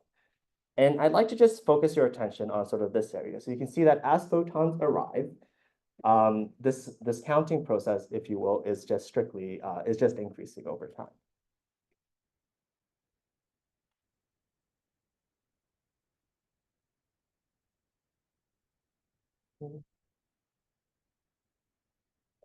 And so as more and more photons arrive, they become closer together. Now, as I said, there's no particular reason we need to go up by 1. So I could define a different process that I call NP of t, where I'm going to count using some proxy function, p, that we'll call the probing function. So every time a photon arrives, I'm going to increment this process by the value of p at that time of arrival. Now, because p is a function, it can be negative, and so this counter can decrease as well. Okay. And so now there's a question, you know, what does this process measure? Because it's definitely not the number of photons that are detected, but there's a question of whether or not it's interesting or even meaningful, right? So the way it's defined is I'm just going to evaluate at p of t1, then I'm going to send p of t2, and so on and so forth, right? Well, it turns out that this sort of unintuitive way of counting, if you will, measures something that's very well known to us from linear algebra and very powerful. And that is, it's basically measuring the inner product of the function we use, the probing function, and the unknown flux we care about. Okay, and because this is the case, this gives us a so this is the main idea behind our flux probing theory, and we formalized this concept where we define the sum of the function at the timestamps as the probing measurements, and formally we can say that they're equal to the inner product of the function up to some martingale noise. And you can think of the martingale noise as some stochastic process version of zero mean noise. And in our paper, we also showed that the probing measurements are approximately normally distributed with analytical expression for both the mean and the variance. And I'll talk about how we can use this for flux reconstruction. So suppose I've got the following set of timestamps, and at the top, I've also shown what the flux will look like. So it's the sum of 3 cosines, if you will. And I, for some reason, decide to choose my probing function to be cosine 2 pi of t, okay? And it's not really important what this function is, but all that matters is the fact that 1 hertz is a frequency that's not in the flux that we care about.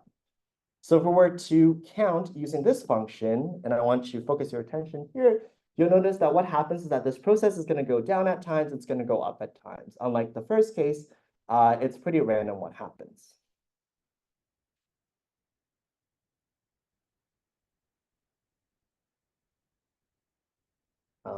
Yeah, and over time, as more and more photons arrive, you don't get any sort of distinct structure from the process here, right? And that makes sense because, as I said, you know, what's being measured here is the inner product plus some noise, but because this frequency is not in our flux, there's no signal. So what you should see is strictly noise, right? Let's look at a very different case where now I'm going to choose my function to be cos 4 pi of t, and you'll notice that this frequency is in fact in our flux, right? And what you'll also notice is that, as I said, this measuring process can go down, okay? And I want to focus your attention here, right? So you can see that even though sometimes it goes down, for the most part, it's increasing.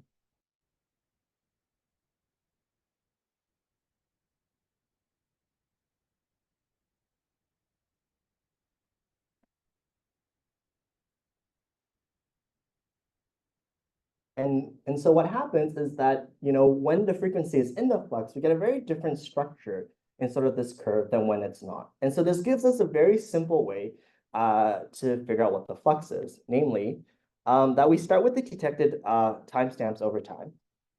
And then we can select some orthogonal basis of functions. So in this case, we use the Fourier basis functions, and we're going to basically probe using each function to give us a noisy estimate of the Fourier transform of the flux.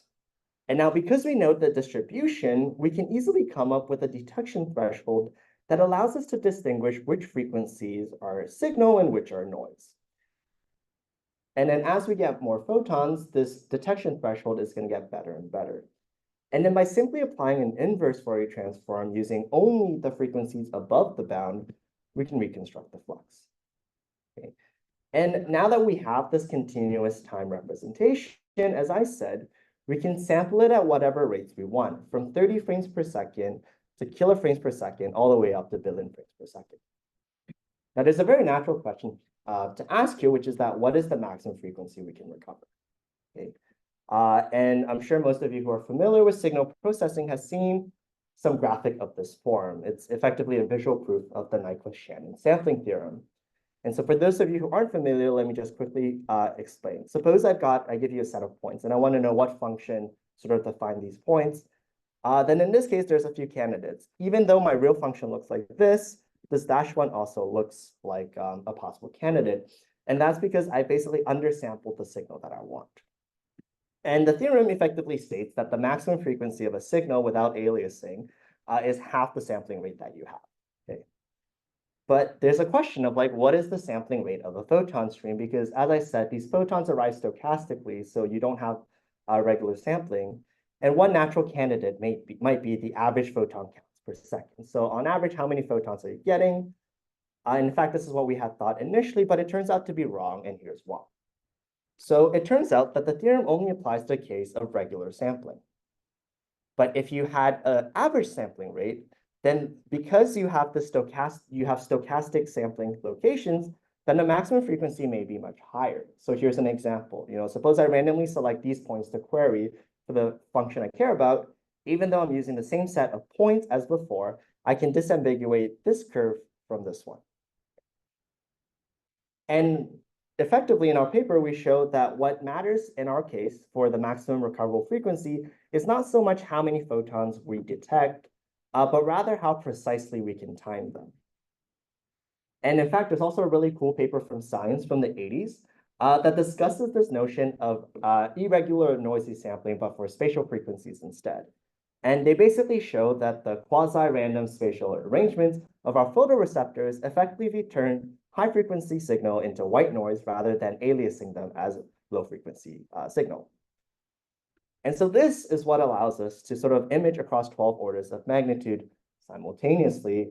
And let's look at some of the cool things now that we can do this, right? So you can think of ultra-wideband imaging as a microscope for time. And let me give you an example of what I mean. Beginning with an experimental setup shown here, we've got what's called a single pixel SPAD. So SPAD is just a sensor that will detect these photons. This SPAD observes a single point on this box. And that point receives light from both a ceiling bulb, a pulse laser that has already been diffused, another laser that operates asynchronously from the first, and finally a laser projector playing a video on a diffuser. And the way the laser projector works is by raster scanning or sweeping an image plane, sweeping a laser beam across an image plane very quickly. And our pixel just collects all the photons from all these light sources without any idea about where the light comes from. And just to show you what the front looks like, this is the pixel we'd be looking at. So you can't even see what the video being played is. So after reconstructing the flux, we can visualize how it varies across time scales, in this case, spanning roughly 9 orders of magnitude. So in the scale of 1 second, we can see the roughly 60 Hertz refresh rate of the laser projector. Over tens of milliseconds, we can see the roughly 900 Hertz flicker of the light bulb. Zooming in even further reveals the time-varying modulation of the laser projector. At the scale of microseconds, we begin to see the 3 megahertz laser. Zooming in even further, we can start seeing both lasers and their relative peak amplitudes. And finally, at the nanosecond scale, we can resolve an individual laser pulse. Now, remember how I said the laser projector was playing a video? Well, here's what that video looked like. So our method also enables a type of non-line of sight imaging where we can recover the video shown by the laser projector from our observations of the diffuse raster scan signal. And in fact, more recently, we've made some improvements to our method, so we're able to now recover a 5-second sequence using the exact same set of data, and I've added sound for fun.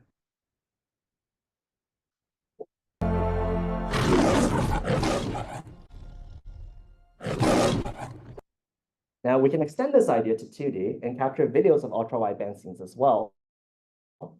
So let's go back to the video I showed. Got a fan spinning that's illuminated by a laser pulse. Now, by rendering the video at hertz to kilohertz rates, we can see the motion of the fan.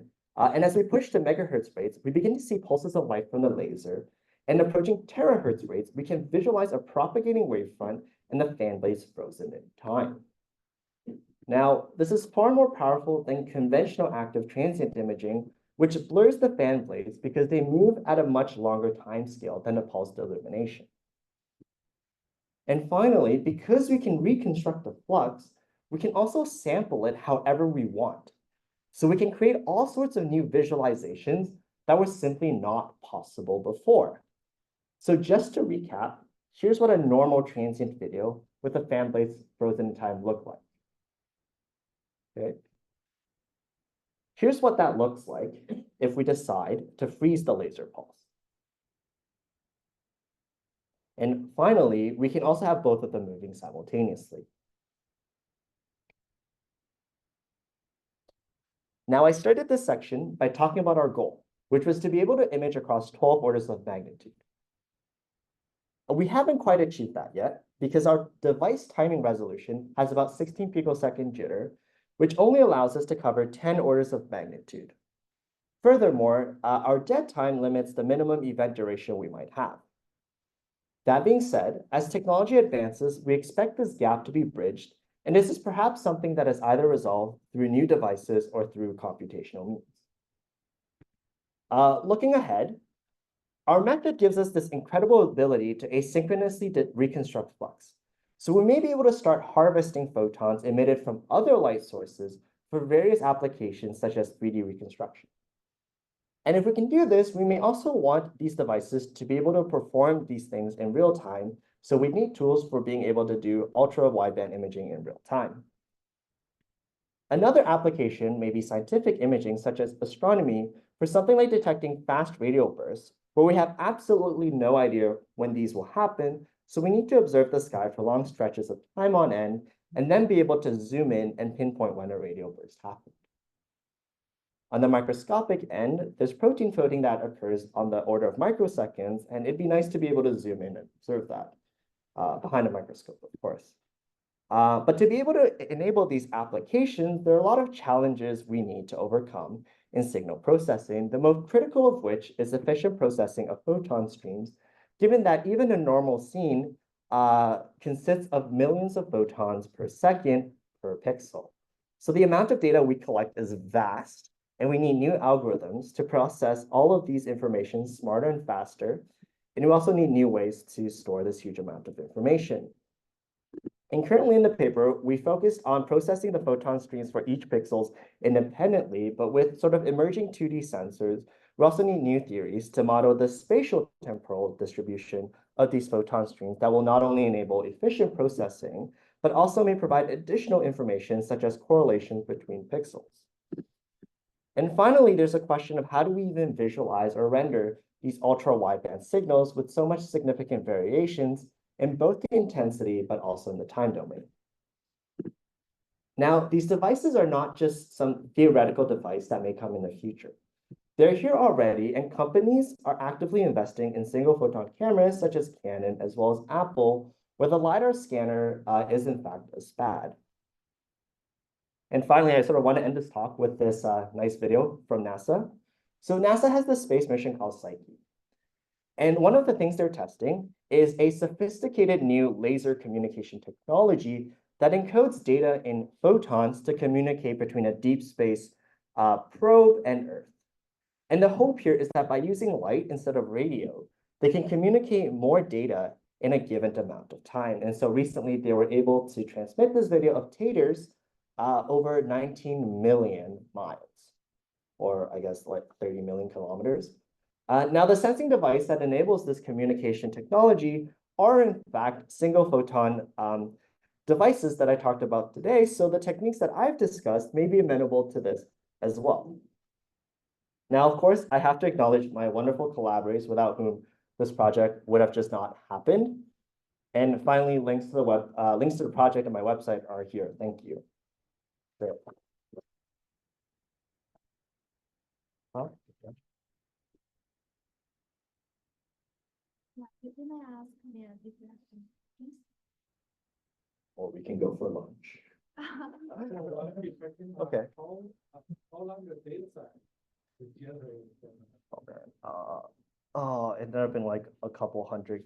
So the problem is not just the data we capture, but then so we have like let's say 100 by 100 of photons. So that's 10,000 photons. So then 100 by 100, 100,000, like a billion photons, a billion like timestamps we get.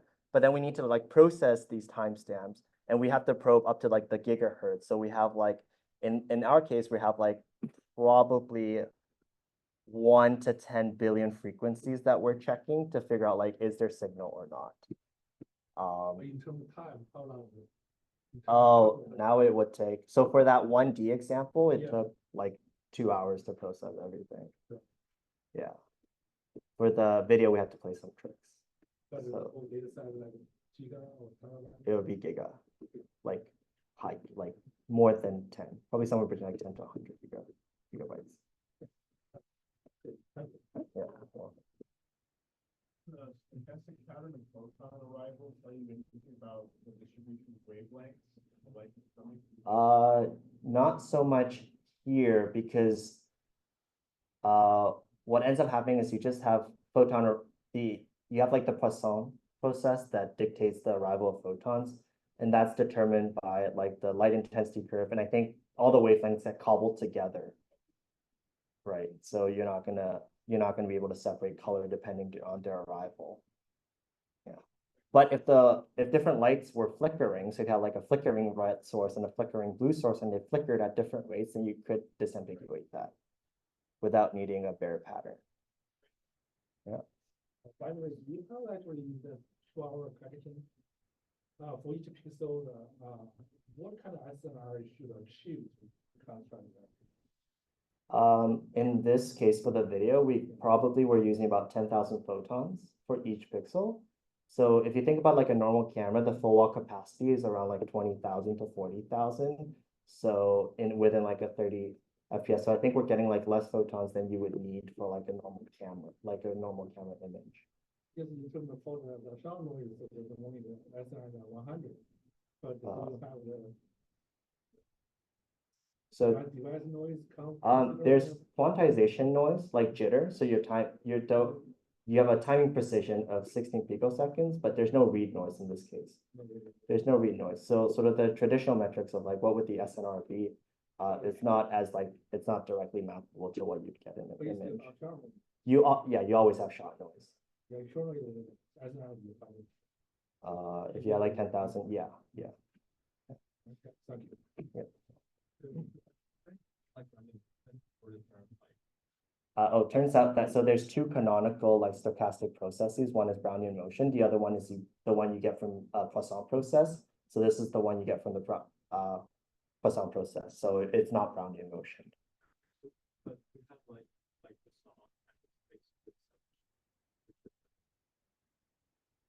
Sorry, I can't hear very well. So like you guys have like a process, which is discrete counting, and Mhm. then you have something times that Like the integral? yeah. So Yeah. what is that like term? Like what like the martingale? The martingale. It's the difference. I guess it's effectively the difference between the process you get and what it's supposed to be, like the integral of the flux. And so that one it's effectively the noise you get from a Poisson process if you subtracted the expected counts. Yeah. One more question. And I noticed that there is a spectral selection module and Spectral selection module. yeah, it's just a spectrum decomposition. Oh no, we captured like the RGB separately and then combined them. So I'm not sure that it can work on the continuous spectral, You're, s- such as sunlight or incandescent light? I don't think I follow the question. Could you? Since I noticed that it's the passive single function imaging, Mhm. and I think it's more like in the lab environment, but I want to know if it can work on the more general environment, such as which consider the multiple reflection or the continuous natural light. Right. So what we're doing is all you get are the photons. Yeah. So what the camera sees effectively are photons. Yeah. It doesn't know where this comes from. Yeah. Right now, what we're doing here is just trying to reconstruct the flux at the moment. So we're not making any assumptions about how that flux was generated, whether there are multiple bounces that's seen, whether or not it was sunlight. Right. What sunlight would affect is how many photons you do get, and that sort of there's like sort of an electrical reset called dead time. So if you have a lot of sunlight, then you're not going to detect all of the photons because the sensor takes time to reset to detect it. But you would still be able to reconstruct flux for like a sunlight, but it would probably just be a constant flux. Yeah. Like there's no sort of pulses being sent. But this sort of fluctuation is not related to like the spectral content. So it's the like brightness variations over time, not the color spectrum.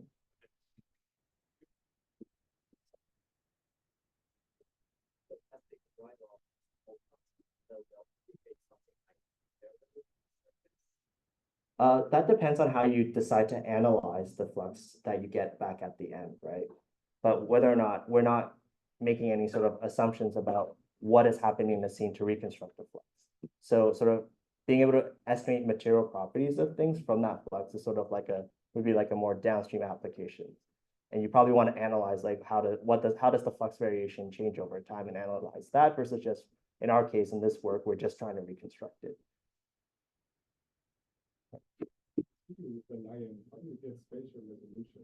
So it's raster scanning. So like you can think of a video as like a 3D volume, but because it's raster scanning and we've got our diffuser, that 3D volume gets mapped into a 1D signal. And so we just take that 1D signal and like remap it back into 3D. Since we know like it's height and resolution, and there's sort of some timing information we need, like when this first pixel is, that we kind of estimate from the scene. But you basically take this 1D signal, and then you remap it into 3D and get a video back. All right, that's everything.